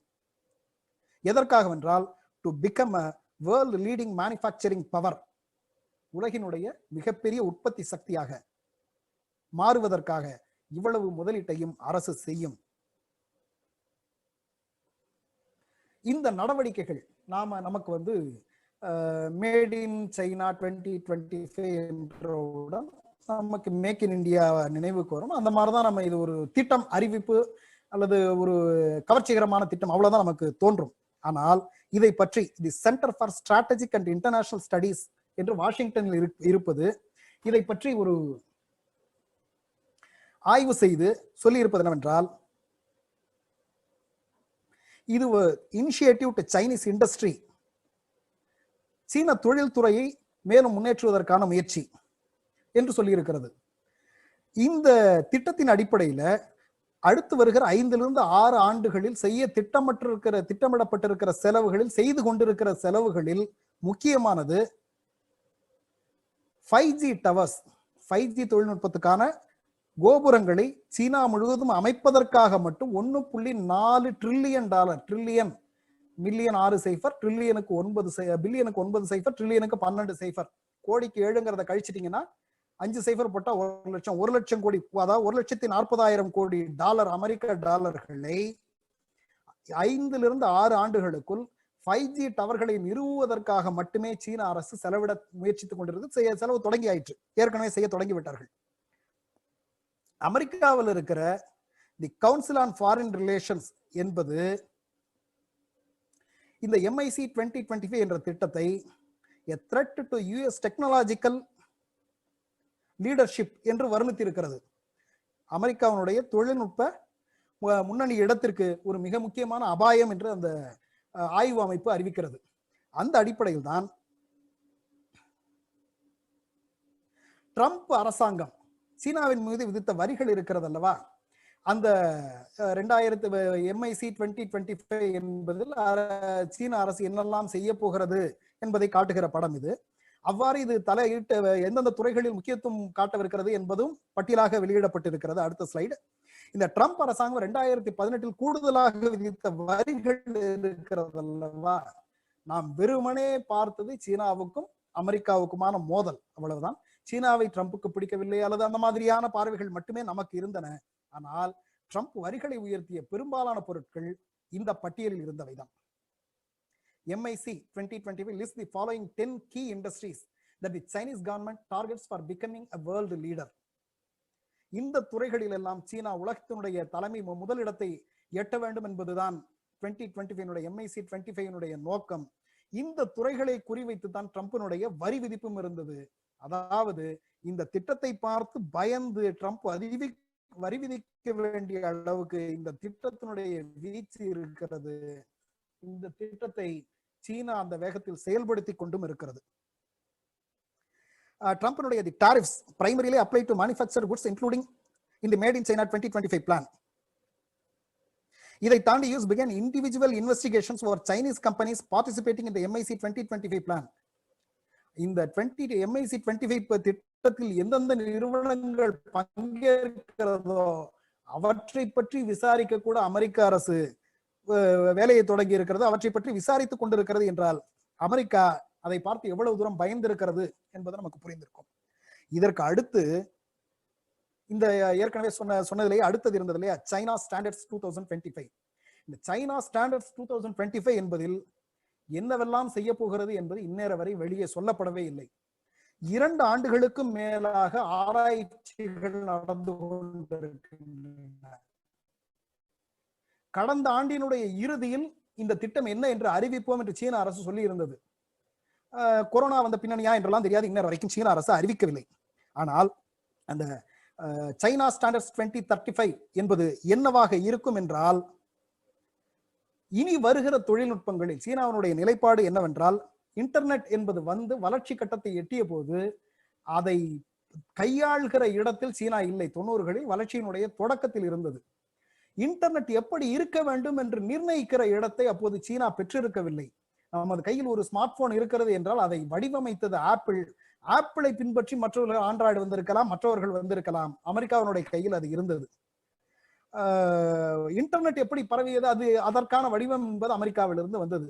இப்படி பல தொழில்நுட்பங்களில் பங்களிக்கிற ஆளாக இருந்தோமே தவிர அதை வழிநடத்துகிற இடத்தில் சீனா இல்லை என்பது சீனாவினுடைய கவலை.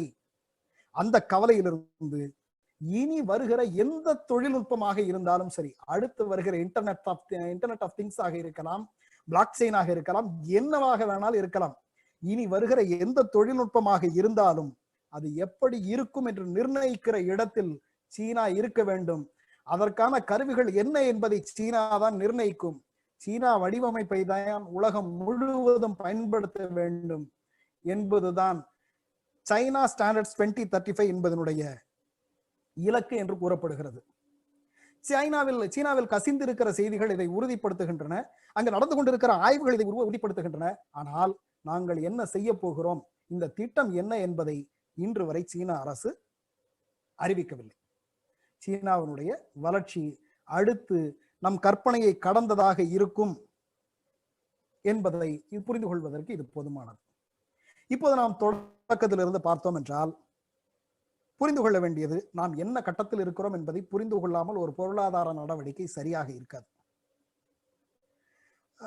ஒரு முதலாளித்துவ சமுதாயத்தினுடைய ஒரு இடைக்கட்டத்தில் இருக்கிறோம். ரொம்ப முதிர்ந்த கட்டத்துக்கு கூட இன்னும் வந்து விட்டோம் என்று சொல்ல முடியாத இடத்தில் இருக்கிறோம். முதலாளித்துவத்தின் பணத்தை அடிப்படையாக கொண்ட ஒரு கட்டமைப்பினுடைய காலத்தில் நாம் இருக்கிறோம். இந்த கட்டத்திற்கான தேவைகள் என்ன என்பதை புரிந்து கொள்ளாமல் எதை செய்தாலும் தவறாகிவிடும். டென் எடுத்த நடவடிக்கைகள் அனைத்தும் இந்த இடத்தை சரியாக புரிந்து கொண்டு, தேவையை சரியாக புரிந்து கொண்டு அதிலிருந்து சென்றதுதான்.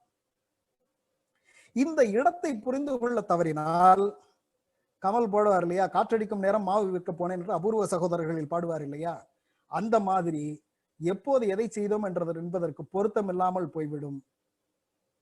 இன்றைக்கு நாம் இருக்கிற கட்டம் என்பதை என்ன என்பதை புரிந்து கொள்ள தவறினால், நான் தொடக்கத்திலேயே சொல்லிவிட்டேன், விவசாயம், தொழில்துறை, சேவைத்துறை, அந்த வரிசையில் போய் சேவைத்துறை பெரும்பகுதியை எட்ட வேண்டிய காலத்திற்கு வந்தாகிவிட்டது. இன்றைக்கு விவசாயம் இல்லை என்றால் சாப்பாடே இல்லை என்பது எந்த நாட்டுக்கும் இல்லை. கண் முன்னால் இருக்கிற உதாரணம் சீனா அமெரிக்காவிடமிருந்து இறக்குமதி செய்து கொண்டிருக்கிறது. உலகத்தினுடைய தொழில்நுட்ப முன்னேற்றத்தில் மிகப்பெரிய இடத்தை வகிப்பதாக சொன்ன அமெரிக்கா விவசாயம் செய்து சீனாவுக்கு ஏற்றுமதி செய்து கொண்டிருக்கிறது. அங்கிருந்து எலக்ட்ரானிக் பொருட்களை இறக்குமதி செய்துவிட்டு, சீனாவிலிருந்து எலக்ட்ரானிக் பொருட்களை இறக்குமதி செய்துவிட்டு விவசாய உற்பத்தி பொருட்களை, சோயாபீன் செய்யும் கோதுமையையும் பன்றிக்கறியையும் சீனாவுக்கு ஏற்றுமதி செய்து கொண்டிருக்கிறது அமெரிக்கா.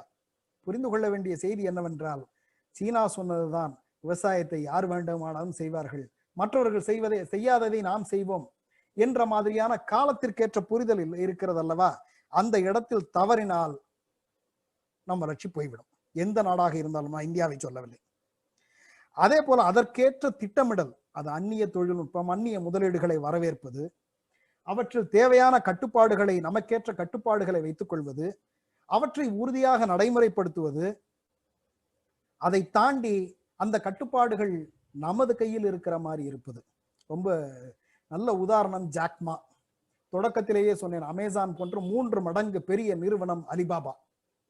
உலகினுடைய மிகப்பெரிய சில்லறை விற்பனையாளர் என்று வால்மார்ட்டையும் அமேசானையும் சொல்லிக் கொண்டிருக்கும் போது, அமேசான் மாதிரி 3 மடங்கு பெரிய நிறுவனம் சத்தம் இல்லாமல் சீனாவில் இயங்கிக் கொண்டிருக்கிறது. அதனுடைய உரிமையாளர் ஜாக்மா, தொடக்கத்திலேயே சொன்ன, உலகிலேயே மிக அதிக பில்லியனர்கள் இருக்கும் நாடுகளில் 2வது இடத்தில் சீனா இருக்கிறது.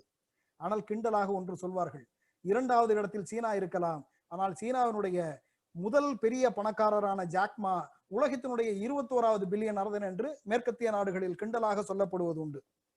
ஆனா புரிந்து கொள்ள வேண்டிய செய்தி என்னவென்றால், ஜாக்மாவுக்கு வளர்வதற்கு விருப்பம் இல்லாமல் இல்லை. ஜாக்மா இவ்வளவுதான் வளரலாம் என்பதை கூட அரசு தன் கையில் வைத்திருக்கிறது. சீன அரசு அது தெளிவாக இருக்கிறது. மிக சமீபத்தில் ஜாக்மாவினுடைய நிறுவனங்களின் IPO தடை செய்யப்பட்டு, அதற்கு பிறகு ஜாக்மா அரசை பற்றி பல சொற்களை, பல தேவையில்லாத கமெண்ட்களை உதிர்த்து, அந்த கமெண்ட்களுக்கு பிறகு ஜாக்மா காணாமல் போய்விட்டார் என்றும் செய்திகள் வந்தன. ஜாக்மா ஏற்கனவே ஒப்புக்கொண்டிருந்த நிகழ்ச்சிகளில் கூட காணப்படவில்லை என்ற செய்திகள் வந்தன. விவரம் அறிந்தவர்களிடம் பேசும்போது, ரொம்ப பெரிய வளர்ச்சிக்கு போயிடுச்சுங்க, அடுத்து அவரை மாதிரி எல்லா பக்கத்துலயும் ஒருத்தர் உருவாக்கிறாங்க, ஒரு 20-30 பேர் அதே மாதிரி வந்துருவாங்க அப்படின்னாங்க என்ற தகவல் வெளியே வந்தது. அதாவது மாடரேட்லி ப்ராஸ்பரஸ் சொசைட்டி தான் நாங்க நினைச்சோம், எது வரைக்கும் பணக்காரன் ஆவலாங்கிறதுக்கு நாங்க எல்லை வைத்திருக்கிறோம் என்று சீன அரசு சரியான எல்லையை வைத்திருக்கிறது. அந்த எல்லை வரை வளர விடுகிறது. அந்த வளர்ச்சி சீனாவுக்கு பயன்படுகிறது. அது எதுவரை வளரலாம் என்கிற கட்டுப்பாட்டை மிக தெளிவாக கையில் வைத்திருக்கிறது. அந்த வளர்ச்சி மற்ற நாடுகளை பின்தள்ளவும், மற்ற நாடுகளோடு போட்டியிடவும் பயன்படுத்திக் கொள்ளப்படுகிறது. தங்கள் நாட்டை, இங்கு இந்தியாவில் ஒரு முடிவு எடுக்கப்படுவதென்றால் அதை அம்பானியோ அதானியோ எடுப்பது போல, அங்கு அவர்களை பற்றிய முடிவுகளை அரசு மட்டுமே எடுக்கிறது. அதற்கான கட்டுப்பாடுகளை கையில் வைத்துக் கொண்டிருக்கிறது. அத்தனையையும் உறுதியாக நடைமுறைப்படுத்துகிற இடத்தில் கம்யூனிஸ்ட் கட்சி இருக்கிறது. ஊழல்கள் வரலாம், அவையும் கட்டுப்படுத்தப்படுகின்றன. அனைத்திலும் தெளிவான நடைமுறைகள் இருக்கின்றன. மிகச்சரியாக வழிநடத்தி கொண்டிருக்கிறது. விதி என்று இருந்தால் விதிவிலக்குகள் இருக்கும். அங்கும் தவறுகள் இருக்கும், சரிவுகள் இருக்கும். ஆனால் ரிசல்டன்ட், நெட் ரிசல்ட் என்றெல்லாம் சொல்லுவோம் இல்லையா, அப்படியான இடத்தில் ஒரு மிகப்பெரிய வளர்ச்சியை எட்டி, இந்த படத்தில் இருப்பது போல எதிர்கால தொழில்நுட்பம் என்ன என்பதை நிர்ணயிக்கிற இடத்தை சீனா எட்டி இருக்கிறது. இதற்கு நீங்கள் என்ன பெயர் வேண்டுமானாலும் சொல்லிக் கொள்ளுங்கள். இந்த உரையை வைத்து சீனா ஆதரவாளர்கள் என்று சொல்லிக் கொள்ளுங்கள், என்ன வேணாலும் சொல்லுங்கள். ஆனா சீனா அரசு என்ன சொல்கிறது என்றால், எங்கள் பொருளாதாரத்துக்கு நீங்கள் என்ன பெயர் வேண்டுமானாலும் சொல்லிக் கொள்ளுங்கள். இது முதலாளித்துவ பொருளாதாரம் என்று சொல்கிறீர்களா? நீங்கள் சொல்வதை பற்றி எங்களுக்கு கவலை இல்லை. நாங்கள் சொல்கிற மாதிரியே capitalist society with socialist base என்று சொல்கிறீர்களா? எங்களுக்கு கவலை இல்லை. நீங்கள் என்ன சொல்கிறீர்கள் என்று எங்களுக்கு கவலை இல்லை. நாங்கள் எங்கு செல்வது என்பதில் தெளிவாக இருக்கிறோம், எப்படி செல்வது என்பதில் தெளிவாக இருக்கிறோம். தொடக்கத்திலேயே சொன்னது போல் உலகம் நிர்ணயிக்கிற ஏழ்மை விகிதத்தை தாண்டி தங்களுக்கென்று ஒரு ஏழ்மை விகிதத்தை நிர்ணயித்து, நீங்க சொல்றதை விட எங்க நாட்டுல ஏழை அதிகம்பா, ஆனா நாங்க அவங்களையும் உயர்த்த முயற்சி பண்ணிட்டு இருக்கிறோம் என்ற இலக்கோடு பயணித்துக் கொண்டிருக்கிற சீன கம்யூனிஸ்ட் கட்சி அரசும் தாங்கள் செய்ய வேண்டியதை சரியான திசை வழியில், சரியான வேகத்தில், சரியான முயற்சியோடு செய்து கொண்டிருக்கிறார்கள். இது கவனிக்க வேண்டிய மாடல். கவனித்திருக்கிறோம். நாமும் பின்பற்ற முடிந்தால் நமக்கும் பயனுள்ளதாக இருக்கும் என்பது ஆசை என்றாலும் அதை சொல்கிற இடத்தில் இல்லை. சீனாவினுடைய பாதை பார்க்க வேண்டியது என்று சொல்லி வாய்ப்புக்கு நன்றி கூறி முடிக்கிறேன். நன்றி, வணக்கம். தொடர்களே, அறிவு கடலுக்கு நன்றி. சரியாக 9:15 ஒரு நிமிடம் முன்னாடி முடிச்சிட்டாரு. ஒரு 15 நிமிடங்கள் நாம் வந்து கலந்துரையாடல் வைத்துக் கொள்ளலாம். ஒன்னே ஒண்ணுதான் நான் நினைச்சேன், அதை ஃபர்ஸ்ட் சொல்லிடுறேன். அதுக்கு பிறகு தோழர்கள் ஏதாவது சந்தேகங்கள் விளக்கங்கள் வேணும்னா கேட்கலாம். குமரன் இருக்காரு லைன்ல. குமரன் அன்மியூட் பண்ணிக்கங்க. தோழர்களுக்கு நான் சொல்ல விரும்புனது என்னன்னா, குமரன் வந்து அவருடைய தொழில் ரீதியா வந்து சீனாவுக்கு பல முறை பயணம் பண்ணியிருக்காரு. அங்க நேரடியா சென்று அங்க இருக்கிற தொழிற்சாலைகள், அங்க இருக்கிற தொழிலாளர்கள், அங்க இருக்கிற நிலவரங்களை எல்லாம் நேரடியா பார்த்துருக்கிறாரு. பார்த்து வந்து நிறைய நமக்கு ரிப்போர்ட் பண்ணியிருக்காரு ஏற்கனவே.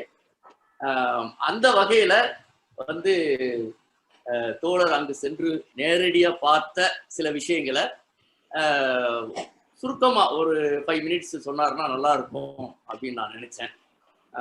அதனால தோழர் வந்து இந்த கொரோனா பீரியட்ல கூட ஒரு 10 நாள் ப்ரோக்ராம் போட்டிருந்தாரு. அது போன மேயோ ஜூனோ அது வந்து ரத்தாயிடுச்சு அவருடைய பயணம். அதுக்கு முன்னாடி பல தடவை போயிட்டு வந்திருக்காரு. அதனால குமரன் வந்து இந்த தலைப்பை ஒட்டிய சில விவரங்கள், அவர் நேரில் பார்த்த சில விவரங்களை சொல்லும்படி கேட்கிறேன். சரிங்க தோழர், நீங்க சொன்ன மாதிரி 3 முறை போயிட்டு வந்திருக்கீங்க தொழில் சம்பந்தமாக, வேலை சம்பந்தமாக. 4வது முறை போன ஏப்ரல்ல டிக்கெட்லாம் புக் பண்ணியிருக்கேன். அது டிக்கெட் கூட ஆல்மோஸ்ட் அது வேஸ்ட் ஆயிடுச்சு. பார்த்தது எப்படின்னாங்க, ஒரு மாதிரி புரிஞ்சுக்கிறதுக்கு கஷ்டமா இருக்குதுங்க. அந்த அவங்களுடைய ஆக்டிவிட்டிஸ் அவ்வளவு ஈஸி இல்லை. எப்படின்னா அவ்வளவு சின்சியரா நடக்குது. ரொம்ப பஞ்சுவல், டைமிங் பஞ்சுவல். நம்ம ரயில்வே ஸ்டேஷன்லாம் கூட ஏர்போர்ட் மாதிரியே இருக்கு.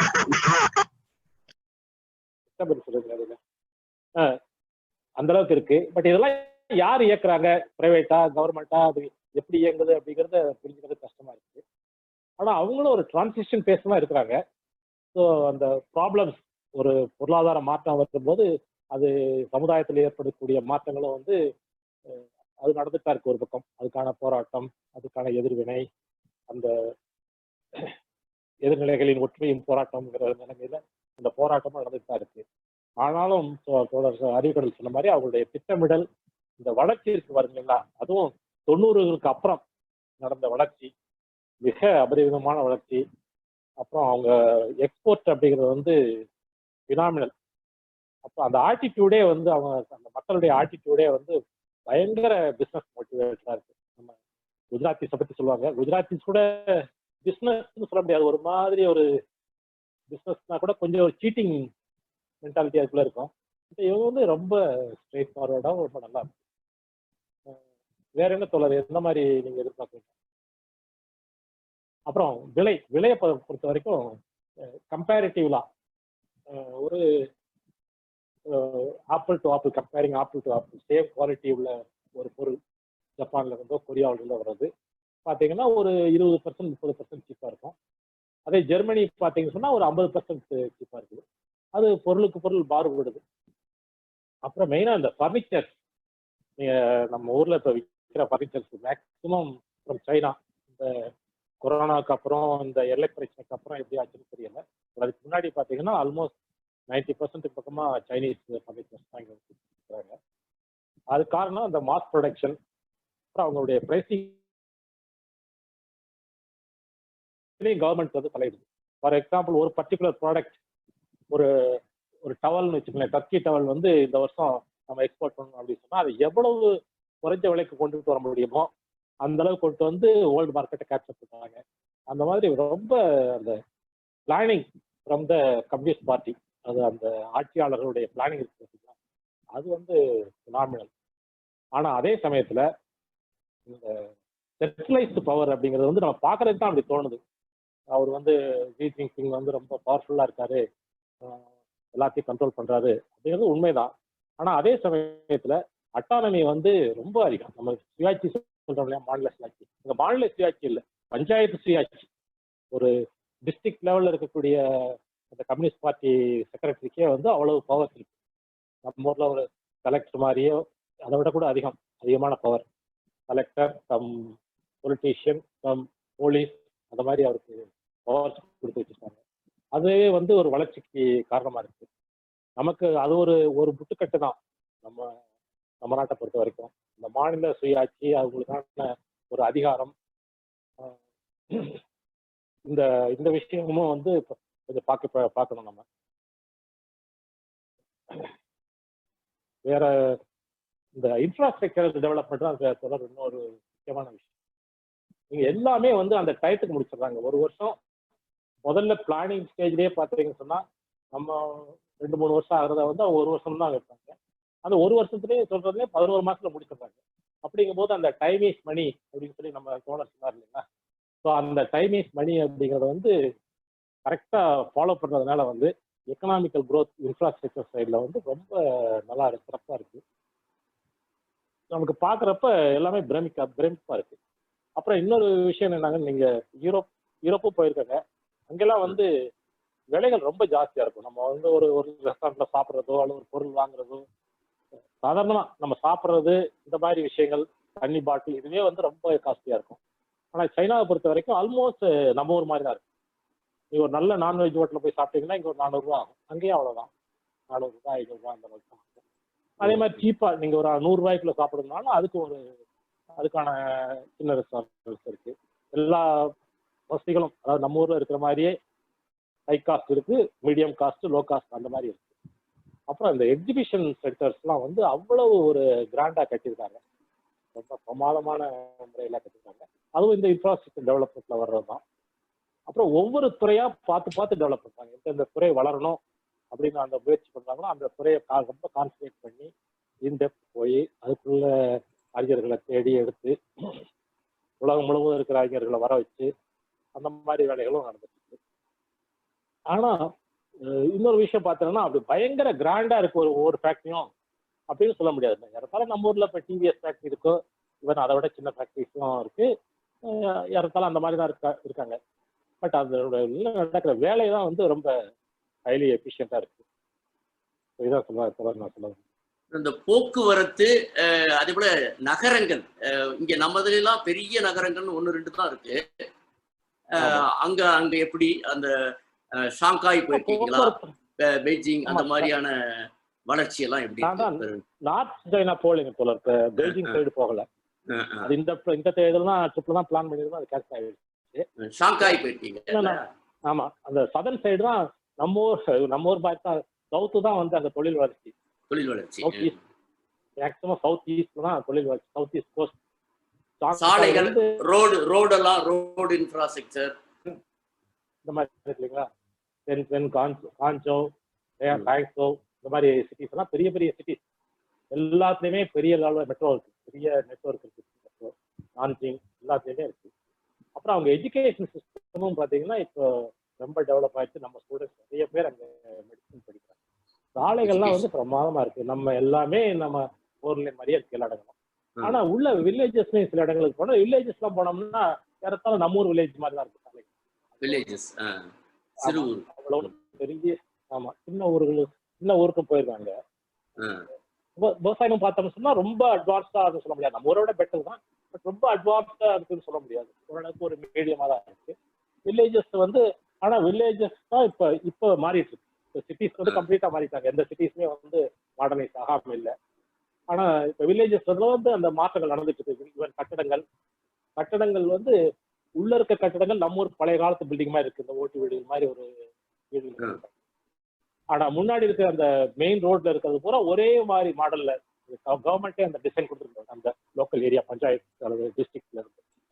அது ஒரே மாதிரியா அந்த பிளான்ல கட்டுறாங்க. அது அதே மாதிரி. அப்புறம் இன்னொரு பியூட்டி என்னன்னாங்க, நம்ம ஒரு கிராமத்து கோயில் கொண்டு போயிருந்தோம். அந்த பழங்காலத்து கோயில் அவங்க ரொம்ப பயசுன்னு சொல்ல முடியாது. ஆனா அந்த திருவிழாவெல்லாம் ரொம்ப கிராண்டா கொண்டாடுவாங்களாம். திருவிழா இல்ல, திருவிழா டயத்துல வந்து நம்ம ஊர்ல மாதிரியே இருக்குங்க. சாமிகள், பல சாமிகள் இருக்குது. அவன் ரொம்ப அவனுக்கு அதோட ஹிஸ்டரி தெரியல. பட் ஒரு சாமி கருப்பா இருக்கு, இன்னொரு சாமி வெள்ளையா இருக்கு, ஒரு சாமி இருக்கு. அந்த மாதிரி கருசாமி முனியாண்டி மாதிரி எல்லாம் இருக்கு. ஆமா, நிறைய சாமிகள் இருக்கு. அப்புறம் அதுக்கு நேர் ஏத்து அப்படி ஒரு மேடை கேட்டா அங்கதான் வந்து டான்ஸ் நாடகம்லாம் நடக்கும் அந்த திருவிழா அந்த மாதிரி சொன்னாங்க. அந்த கலாச்சாரம், பழைய கலாச்சாரம் வந்து மாறிட்டு இருக்கு. அப்புறம் ஒரு சின்ன ஊர்ல கூட ஒரு எக்ஸிபிஷன், சின்ன மியூசியம் வச்சிருக்காங்க. ஒரு சின்ன மியூசியம் அந்த ஊருடைய ஹீரோஸ், அந்த ஊருடைய முக்கியத்துவம், அதை எல்லாம் சிலைகள் அந்த மாதிரி எழுதி வச்சிருக்காங்க. அது பூராமே சைனீஸ் தான் இருக்கு. அந்த கூட வந்தது தான் எக்ஸ்பிளைன் பண்ணுறாங்க. பார்த்தோம்னு சொன்னா கொஞ்சம் வித்தியாசமா தான் இருக்கு. அப்புறம் அந்த ஆண்கள் பெண்கள் பேசிக்கிறதெல்லாம் ரொம்ப நம்ம ஊர் மாதிரியே தான் ஒருத்தர் கேள்வி பேசுறாங்க, இது பிடிக்கிறாங்க. அந்த கலாச்சாரம்லாம் ஒரே மாதிரி தான். ஆமா ஆமா, அது ஓரளவுக்கு நம்ம நாடோட ஒட்டி இருக்கும்ல. ஆமா, ஒட்டி இருக்கு.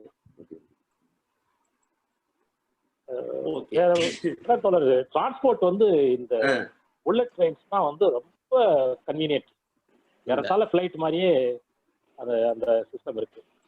ஒரு 300-400 கிலோமீட்டர் ஸ்பீட்ல போகுது. அதெல்லாம் 100 கிலோமீட்டர். அப்புறம் அந்த மேக்னெட்டிக் லெவிடேஷன் சொல்லி 700 கிலோமீட்டர் ஸ்பீட்ல போறது அதெல்லாம் அங்க இருக்கு. ஆமா, இந்த ஷாங்காயில வந்து ஒரு பெட்டி சென்டர்ல இருந்து ஏர்போர்ட் வரைக்கும் போறது அந்த மேக்னெட்டிக் லெவிடேஷன். வீலே இல்லாம அந்த ட்ரெயினை லிஃப்ட் ஆகி போகக்கூடிய ட்ரெயின். அதாவது அந்த ட்ராக்ல ஒட்டாமலே போகும், அப்படி பறந்து போற ஒட்டாமலே போகும். ஆமா, ஒட்டாமலே போறதுக்கு ஒரு சும்மா கேப் தான். காந்த அடிப்படையில செயல்படும். ஆமா, போகக்கூடியது. அது வந்து அவங்க எக்கனாமிக்கலா ஒன்றும் அது ப்ராஃபிட்டபிள் கிடையாது. பட் இருந்தாலும் அந்த டெக்னாலஜி வேணும் அப்படின்னு வச்சிருக்காங்க. ஜெர்மன் டெக்னாலஜி தான் அது. ஃபியூச்சர்ல நம்ம யூஸ் பண்ணலாம் அப்படின்னு சொல்லி ரொம்ப நாள் முன்னாடி வாங்கிட்டாங்க. பட் அதுக்கு மேல அது டெவலப் ஆகல. நார்மல் மெட்ரோ ட்ரெயின்ஸ், ஆமா, நார்மல் மெட்ரோ ட்ரெயின்ஸ், இந்த புல்லட் ட்ரெயின்ஸ் தான் வந்து ரொம்ப பிரமாதமா இருக்கு. அதே மாதிரி மெட்ரோ ட்ரெயின்ஸும் சின்ன சின்ன நகரங்களுக்கும் போட்டுட்டு இருக்காங்க. மெட்ரோ ட்ரெயின் சின்ன நகரம். ஆமா, சின்ன நகரம் சொல்ல முடியாது, ஓரளவுக்கு பெரிய நகரம், முந்தி இல்லாத இடங்கள். இப்ப நம்ம ஊர்ல மதுரை, அந்த மாதிரி கோயம்புத்தூர் மாதிரி. ஆமா, அதோட எல்லாம் பெரிய நகரங்கள். பாப்புலேஷன் வந்து எல்லா இடத்துலயும் எல்லாம் இதை விட அதிகமா இருக்கு. ஆமா, அப்புறம் அந்த டென்சிட்டி, பாப்புலேஷன் டென்சிட்டி பாத்தீங்கன்னா இந்த நகரங்கள் அந்த மாதிரி ஒரு சில ஏரியாக்கள் தான் ஜாஸ்தியா இருக்கு. மற்ற இடங்கள்லாம் வேற லேண்ட். ஏன்னா அது பெரிய நாடு, பெரிய நாடு, ஒரு மாதிரி ஹில்லி ஏரியா, அக்ரிகல்ச்சருக்கு சூட்டபிள் இல்லாத மாதிரி ஒரு பார்வையில பார்த்தா தெரியுது. ஆமா, அதை பத்தி எனக்கு டேட்டா எதுவும் கிடையாது. பட் நம்ம ஒரு பார்வையா ஒரு ஃபிளைட் டேக் ஆஃப் ஆகும்போது, லேண்டிங் ஆகும்போது, எனக்கு தூரம் பறக்கும்போது பார்த்தோம்னா ஒரு சில இடங்கள்ல வந்து ரொம்ப தூரத்துக்கு வேற லேண்டாவே இருக்கு. வெற்று நிலங்கள். ஆமா, முந்தையெல்லாம் நம்ம ஊர்ல இருந்து டெல்லிக்கு போனோம்னா அந்த மத்திய பிரதேஷ் ஏரியாவில் இருக்கு இல்லைங்களா? ஆமா, பார்த்தா ரொம்ப தூரத்துக்கு ஒண்ணுமே ஊரே இருக்காது. ஒரு காக்கா கூட பார்க்க முடியாது. நாங்க ட்ரெயின்ல போகும்போது யாராவது ஒருத்தவங்க காக்கா யாரு முதல் பார்ப்பாங்க அப்படின்னு சொல்லி போட்டி வைப்போம்.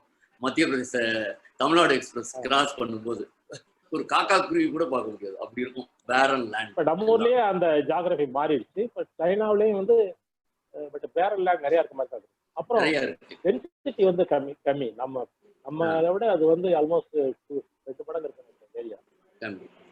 ஏரியா வந்து பெரிய ஏரியா வந்து அதிகம். ஆமா, அங்க லஞ்சம்லாம் இருக்கா? ஓகே, லஞ்சம்லாம் கண்டிப்பா இருக்கு. லஞ்சம் இல்லாம இருக்காது. பட் அது வந்து ரொம்ப கவர்மெண்ட்டுடைய கண்ட்ரோல். அது இல்லாம அதாவது லஞ்சம்னா டைரக்ட் லஞ்சம்ங்கிறத விட ஒரு சிபாரிசு. இப்ப டிஸ்ட்ரிக்ட் செக்ரட்டரிக்கு தெரிஞ்சவர்னா அவர் தான் தொழில் ஆரம்பிக்க முடியும். டிஸ்ட்ரிக்ட் செக்ரட்டரி மச்சனே, அது எல்லா லெவல்லையும் டாப் லெவல் வரைக்கும் அவங்க தான் வர முடியும். பட் அதெல்லாம் வந்து ஒரு இன்ட்ரோடக்ஷனுக்கு தான்.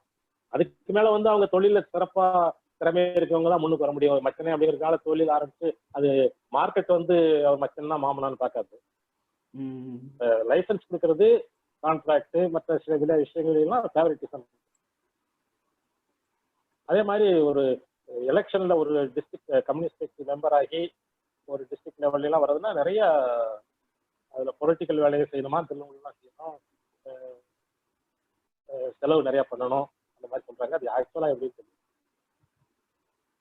ஓகே தோழர், ரொம்ப நன்றி குமரன், அனுபவங்களை பகிர்ந்ததுக்கு ரொம்ப நன்றி. அடுத்து தோழர் நினைச்சேங்க, நம்ம தோழர் சொன்ன பேசுனதுல ஒரு உதாரணம் சொன்னாரு. மாணவன் வந்து நல்லா படிக்காத மாணவன் வந்து நல்லா படிக்கிறவனை பார்த்து போயிட்டு நீ படிக்கணும் அப்படின்னு சொல்லிட்டு, இந்த மாணவன் வந்து அதுல ரெண்டு விஷயம். ஒண்ணு வந்து திறமை உள்ளவனா இருக்கலாம், திறமை இல்லாதவனா இருக்கலாம். நம்ம மாணவனை பொறுத்த வரைக்கும் திறமை உள்ளவனா தான் இருக்கிறான். பட் அவனை படிக்க விடாம எப்போ மைக் செட்டு போட்டுக்கிட்டு சத்தம் போட்டுக்கிட்டு அவனுக்கு ஏதாவது டிஸ்ட்ராக்ட் பண்ணிட்டே இருந்தோம்னா அவன் எப்படி படிப்பான்? அப்படிதான் நம்ம இருக்கோம். மாணவன் திறமையான மாணவன் தான். இவனுக்கும் வந்து ஒரு அப்படி ஒரு வழிகாட்டுதல் இருந்தா அந்த மாணவனை கூட மிஞ்சிடலாம். கண்டிப்பா வந்துடும், கண்டிப்பா வந்துடும், கண்டிப்பா. ஓகே, ரொம்ப நன்றி இந்த வாய்ப்பு கொடுத்ததுக்கு. ஓகே தோழர்கள், மற்றவங்க யாராவது ஏதாவது விளக்கங்கள் ஐயங்கள் கேட்க? தோழர், நான் சுகுமார் பேசுறேன். எனக்கு ஒரு 2-3 கேள்வி இருக்கு தோழர். அதாவது அது தோழர் குமரன் சொன்னாலும் சரி, தோழர் அறிவுக்கடல் சொன்னாலும் சரி, எனக்கு கவலை இல்லை. அங்க அதாவது எனக்கு என் ஃப்ரெண்ட்ஸ் அவங்க என்ன அப்சர்வ் பண்ணாங்கன்னு தெரியல, மினிமம் வேஜ் கூட தொழிலாளிகளுக்கு கொடுக்கறது இல்லை அப்படின்னு ஒரு பாயிண்ட் ஒன்று வருது. அங்க இருக்கிற அந்த முதலாளிகள் இப்போ புதுசாக வந்து இருக்கிறவங்க ஈவன் மினிமம் வேஜ் கொடுக்கறது இல்லை. அப்புறம் அந்த தொழிற்சங்க உரிமை இல்லை அப்படின்னு அது ஒரு பாயிண்ட். இந்த மாதிரி அந்த டெமோக்ராட்டிக் ரைட்ஸ் அதெல்லாம் வந்து கர்டேல் ஆயிடுது. அதுக்கப்புறம் கவர்மெண்ட்டை பற்றி பேசினாக்க ஏதாவது வந்து உடனே serious action will be taken by the government, இப்படி ஒரு ரெண்டாவது. அப்புறம் இதில் இன்னொன்று எங்கே வருது அப்படின்னாக்க, அந்த என்ன சொல்றது, டெங் சியாவோபிங் ஆரம்பிச்ச அப்புறம் அது வந்து அந்த சைனீஸ் கேரக்டரிஸ்டிக்ஸ் ஆஃப் டெவலப்மெண்ட் அப்படின்னாக்க அவங்க எந்த இதை வைக்கிறாங்க அங்கேருந்து. அதாவது இப்போ அவர் என்ன சொன்னாருன்னாக்க, அடுத்தது டெக்னாலஜி நாங்கள் கையாளுறது, அதை வச்சு நாங்கள் வந்து கையாளுறது தான் எங்களுக்கு முக்கியம் அப்படின்னு சொல்லி அதை வந்து நாங்கள் கையெடுப்போம், அதனால சீனாவை வளர்த்தெடுப்போம் அப்படின்னாக்க அதுக்கு எந்த ஏரியாவை அவங்க முத்தாய்ப்பா வச்சுக்கிறாங்க. கையாளணும்னாக்க எனக்கு முதல்ல அந்த டெக்னாலஜி தெரியணும்ல, அது வளர்றதுக்கு அதை வந்து என்ன ஆங்கிள் அவங்க மூவ் பண்றாங்க, இதுதான் என் கேள்வி தோழர். அதுல பொலிட்டிக்கல் கேள்வி நிறைய இருக்குது. நான் தொழிற்சங்கத்துல இருக்கனால நான் இந்த கேள்வி கேட்கறேன் தோழர், எனக்கு வேற ஒண்ணும் இல்லை. ஹலோ ஹலோ சொல்லுங்க தோழர், சொல்லுங்க தோழர். ஒன்றும் இல்லை, நீங்க வந்து ஒரு சின்ன சந்தேகம் எனக்கு. அதாவது சீனா வந்து பொருளாதார ரீதியாக முன்னேறதுக்கு வந்து மார்க்கெட் எக்கனாமி அறிமுகப்படுத்துறதுதான் காரணம்னு சொல்றீங்களா, அல்லது ஆரம்ப காலகட்டத்துல இருந்த சோசியலிஸ்ட் எக்கனாமி அமல்படுத்துறதுனால தானா? இது வந்து ஒரு கேள்வி.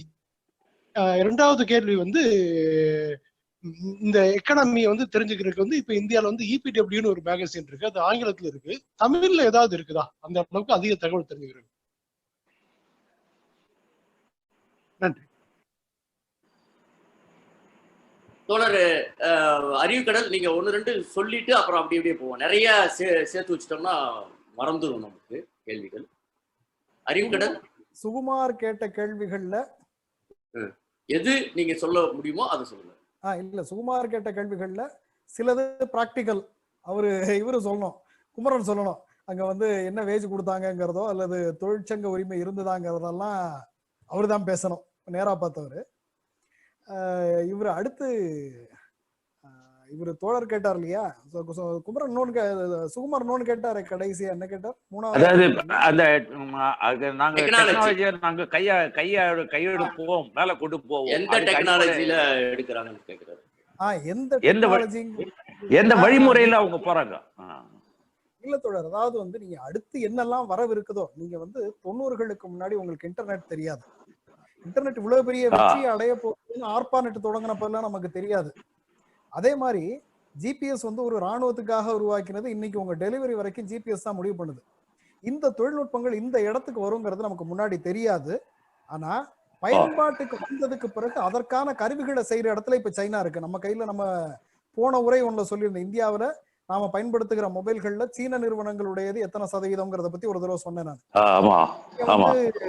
சரியா சொன்ன, இந்திய நிறுவனங்களோட 1% தான். அதாவது சீனா வந்து சீனாவுடைய மொபைல் போன்ங்கிறது அவ்வளவு பெருசா ஆரம்பிச்சு நீங்க நிறைய அமெரிக்காவுக்கே மின்னணு பொருட்களை ஏற்றுமதி பண்ணிட்டு உணவை இறக்குமதி பண்ணதுன்னு தானே நான் இப்ப சொன்னேன். அதனால நீங்க தொழில்நுட்பம் வந்ததுக்கு அப்புறம் அதுக்கு போனீங்க. இன்னைக்கு இன்ஃப்ராஸ்ட்ரக்சரை பத்தி இது குமரன் சொன்னார் இல்லையா, பீச்சிங்கோட 2வது ஏர்போர்ட் நிர்மாணிச்சிட்டாங்க. முழுக்க முழுக்க பேப்பர்லெஸ் ஏர்போர்ட் அது. நீங்க அதுக்காக நான் சொல்றது, பீச்சிங் 2வது ஏர்போர்ட் இது பண்ணி கிட்டத்தட்ட 1 வருஷம் ஆக போகுது. அந்த ஏர்போர்ட்டுக்கு அவன் அங்கேயே ஹியூவே நிறுவனத்தை வச்சு 5G நெட்வொர்க் ஆரம்பிச்சுட்டாங்க. முழுக்க முழுக்க பேப்பர்லெஸ் 5G நெட்வொர்க் அங்க அவங்க டெஸ்ட் பண்ணினப்ப 7 Gbps வரைக்கும் ஸ்பீடு போச்சான். 7 GB/s வரைக்கும். இங்க வந்து அடுத்த லெவலுக்கு அவங்க போயிட்டாங்க. இன்னைக்கு இவங்க பண்ணிட்டு இருக்கிறது இன்னும் அவங்க இதுல MIC 25ல செய்ய போற செலவுகள்ல ஒண்ணு அந்த 5G டவர் வைக்கிறதுக்கான செலவு. அது என்னது? 1.4 ட்ரில்லியன் US டாலர்ஸ். நீங்க இவங்க பொறுத்தவரை அடுத்து என்ன தொழில்நுட்பம் வந்தாலும் சரி, நமக்கு இன்னி காலகட்டத்தில் நம்ம அடுத்து எதிர்பார்க்க போற விஷயங்கள் உடனடியா இன்டர்நெட் ஆஃப் திங்ஸ்ங்கிறத அடுத்து எதிர்பார்க்கிறோம். நீங்க நானோ டெக்னாலஜில ஒரு முறிப்பு வரும்போது நிறைய புது துறைகள் உருவாகும்னு பார்த்துட்டு இருக்கோம். இந்த மாதிரியான சில அடுத்த இதெல்லாம் பாக்குறோம் இல்லையா. எந்த தொழில்நுட்பம் வந்தாலும் நீங்க 78ல அவங்க ஆரம்பிக்கும் போது தொழில்நுட்பங்கள் என்னென்ன முன்னேறி இருந்ததுங்கிறத சுத்தி வேற நாட்டுல போய் கத்துக்கிட்டு வர வேண்டி இருந்தது.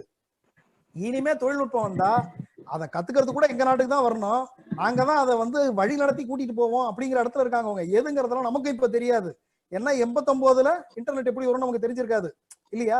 அதேதான். அப்புறம் அந்த தோழர் கேட்ட கேள்வியில வந்து நிச்சயமா மார்க்கெட் எக்கானமி தான். அதுதான் கடைசியில நம்ம காற்றடிக்கும் நேரம் மாவு விற்க போனேன்னு சொன்னேன் இல்லையா. நாம எந்த காலகட்டத்துல இருக்கிறோங்கிறது, நாம ஒரு முதலாளித்துவ பொருளாதாரத்தினுடைய நடுவுல இருக்கிறோம். அதனுடைய உச்சக்கட்டத்துக்கு கூட இன்னும் வரல, நம்ம நடுவுல தான் இருக்கிறோம். இந்த காலகட்டத்துக்கு தேவையோ அதை செய்தாதான் அப்படிங்கறதும் அவங்களோட புரிதல். இந்த மார்க்கெட் எக்கானமி, அதாவது அந்த 2010ல அவங்களோட ஜிடிபியினுடைய பகிர்வு சொன்னேன் இல்லையா. விவசாயம் 7.1 போய் உற்பத்தியும் 39% போய் சேவைத்துறை 54% வந்துடுச்சு இல்லையா. நீங்க அடுத்து என்ன வருது, இனிமே எது தேவைங்கிறத நோக்கி நம்ம நகர்றதுதான் சரியா இருக்கும். அவங்கள பொறுத்தவரையில முதல்ல உணவுல தன்னிறைவு, அடுத்தது தொழில்துறை வளர்ச்சி, அதுக்கு அடுத்தது சேவைத்துறை. அந்த இதுல வந்துட்டாங்க, சரியா அதே ரேஷியோல போயிட்டாங்க. இது நீங்க முதல்ல இருந்த பாதிரியான்னு கேட்கறது பொருளற்றது. சரியா சொன்னா 78க்கு பிறகுதான் அந்த சரியான ட்ராக்கை பிடிச்சிருக்காங்கன்னு நம்ம புரிஞ்சுக்கலாம். ஒன்றும் தப்பெல்லாம் கிடையாது, அதுல ஒன்றும் பேசுறதுக்கு வருத்தம் எல்லாம் கிடையாது. 78க்கு பிறகுதான் EPWக்கு இணையான தமிழ் செய்தி இதழ்கள் எதுவும் இல்லை. அவ்வளவுதான், வருத்தத்துக்குரிய விஷயம் தான்.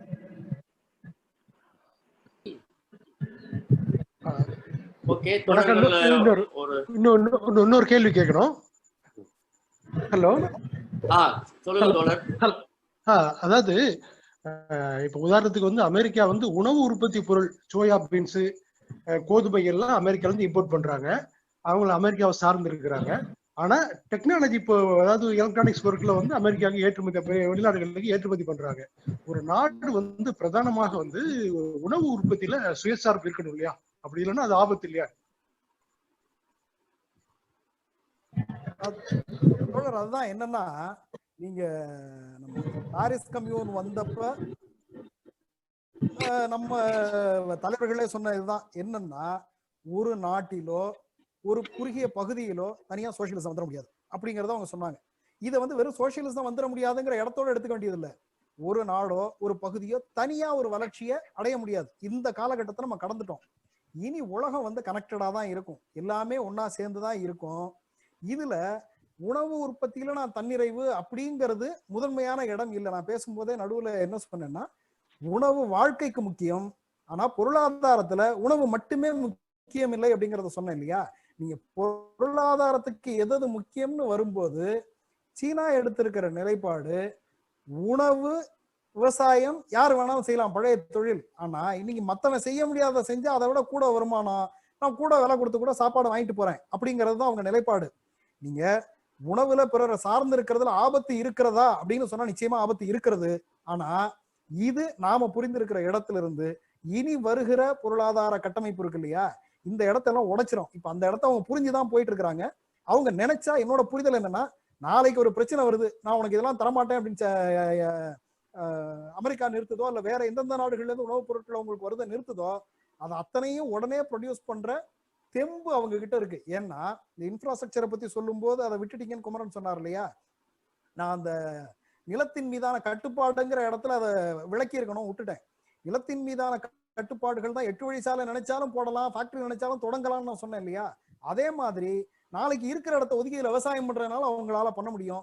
அதற்கு அவங்க தயாராக இருக்கிறாங்க எப்பவுமே. அந்த கண்டின்ஜென்சி அவங்க கிட்ட இருக்கு, அதுக்கெல்லாம் அவங்களால முடியும். அந்த இடத்துல இருந்து அவங்க சேஃபா தான் இருக்கிறாங்க. சூப்பர் தோழர். தோழர், அப்புறம் வேற யாராவது இன்னும் ஒருத்தவங்க அல்லது 2 பேர் கேளுங்க, நேரம் கருதி. வேற ஏதாவது சந்தேகங்கள்? இப்ப யாரும் கேட்கறத தடுக்க போறது இல்லை, கேட்கறவங்க கேட்கலாம், நேரம் கொஞ்சம் அதிகமானாலும் பரவாயில்லை. அதான் தோழர் சிவலிங்கன்றது. ஏன்னா இது தெரிஞ்சுக்க வேண்டிய விஷயம் நம்ம. அங்கேயும் வந்துட்டு ஜீவா சொல்லு. ஜீவா, உழைப்பை வந்து அதிகமா சுரண்டி தான் வந்து பண்ண முடியுது. அதாவது வந்து ஃபிக்ஸடு இன்கம் கொடுக்கக்கூடிய இதெல்லாம் இல்லாம கான்ட்ராக்ட் லேபர் தான் ரொம்ப அதிகமா இருக்கு அப்படிங்கிறது நான் கேள்விப்பட்டேன்.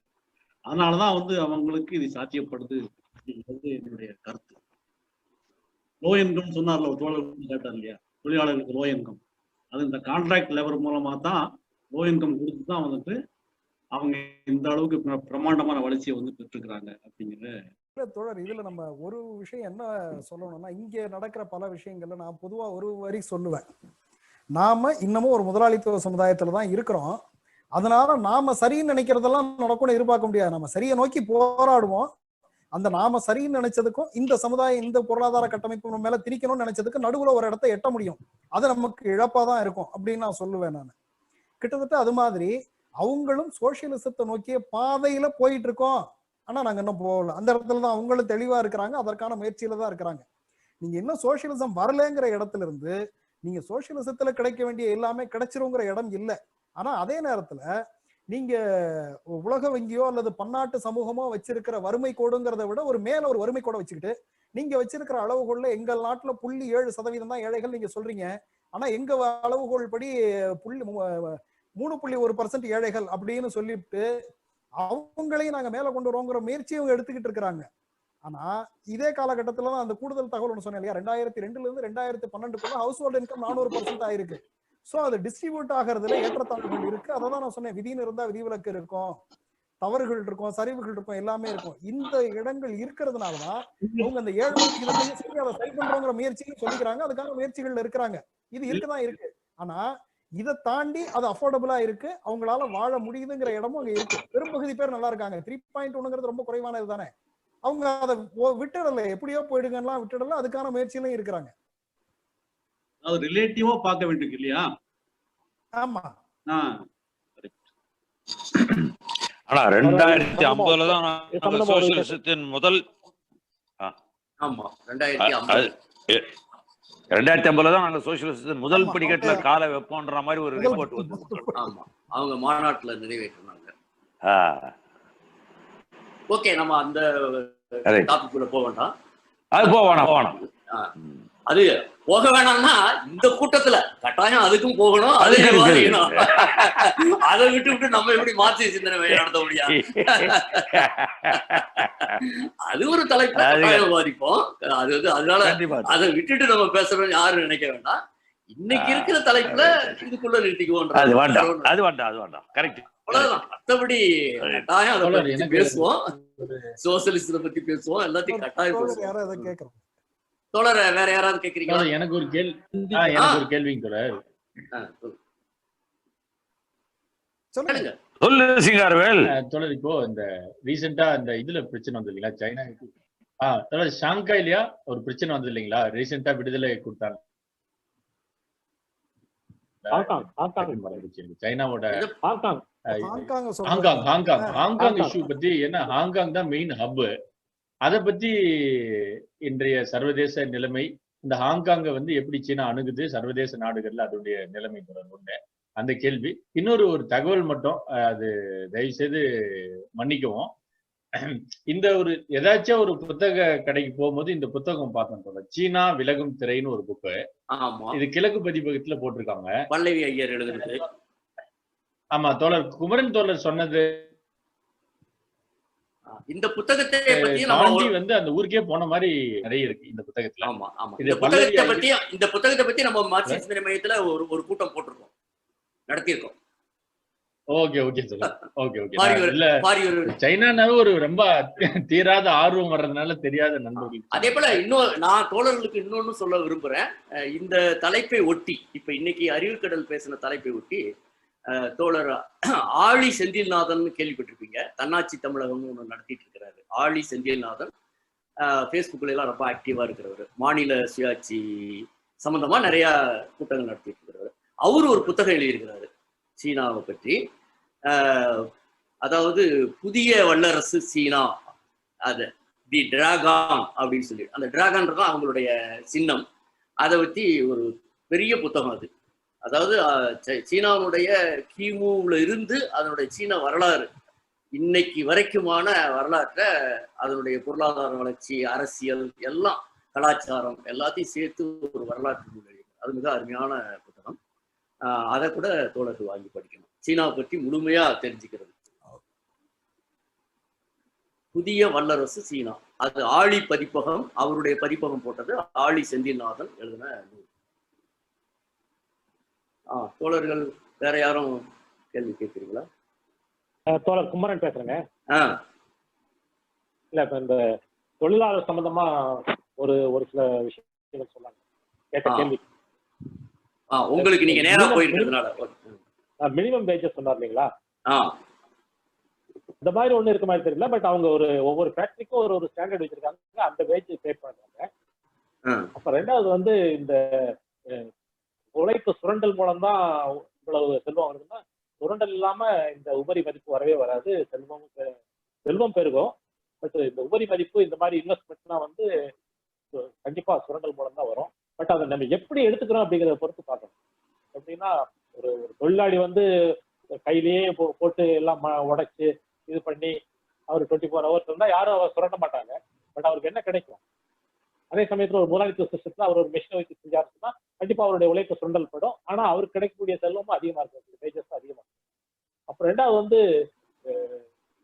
சுரண்டல் மட்டும் இல்ல, சில இடங்கள்ல வந்து இது அடிமை தொழிலாளர்கள் அப்படின்னு சொல்ற மாதிரி கூட இருக்கு. நம்ம ஊர்ல மாதிரியே இறக்காக வட பகுதியில் வந்து தென்பகுதியில் தான் வந்து, தென்பகுதி தான் இண்டஸ்ட்ரி, அங்க இருக்க வந்து தொழிலாளர்கள் இங்கேயே தங்கியிருக்காங்க.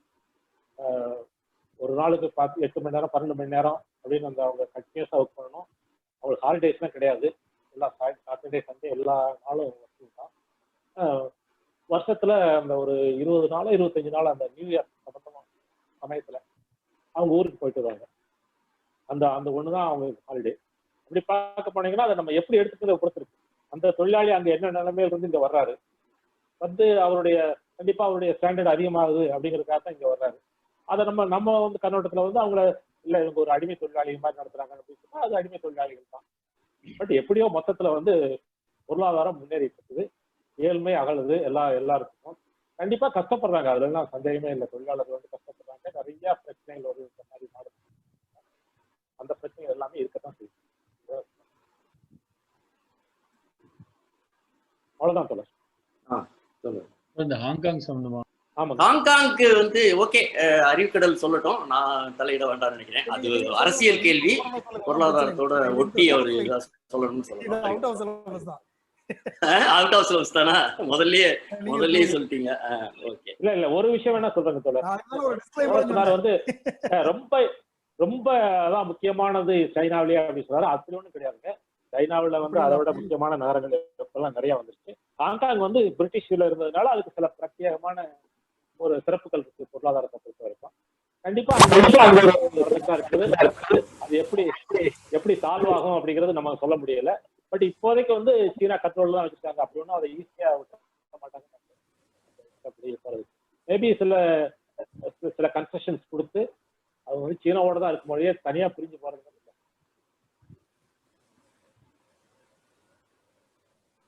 சிவலிங்கம் சொல்லுங்க. ஓகே, அவ்வளவு. வேற யாராவது கேள்வி கேட்கறீங்களா?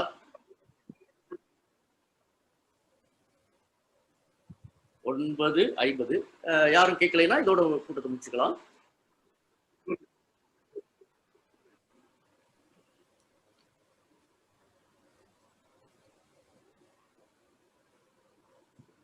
ஓகே, யாரும் இல்ல. தோழர்களே, கூட்டம் நிறைவு பகுதிக்கு வந்திருக்கு. வழக்கம் போல 2 விஷயங்கள் கூட்டத்தினுடைய இறுதியில நம்ம சொல்லுவோம். ஒண்ணு வந்து அடுத்த கூட்டம் பற்றிய அறிவிப்பு. அடுத்த கூட்டம் வந்து 3வது அமர்வு வருகின்ற புதன்கிழமை, தேதி வந்து 10/2/2021 புதன்கிழமை 8 மணிக்கு டாக்டர் முருகன் வந்து உரையாற்றுறாங்க. தோழர் டாக்டர் முருகன். அவர் எடுத்துக்கிற தலைப்பு வந்து அறிவியல் தொழில்நுட்பம் புத்தாக்கம் பற்றிய மத்திய அரசின் வரைவு அறிக்கை. அது ஸ்டிப், நீங்க கேள்விப்பட்டிருப்பீங்க. Science, technology and innovation draft programme policy அறிக்கை. நம்ம இப்போ மத்திய அரசு வந்து, ஏன்னா இப்போ நம்ம அந்த விவசாய போராட்டத்துக்கு மத்தியில் இது வந்து கொஞ்சம் பின்னணிக்கு போயிடுச்சு.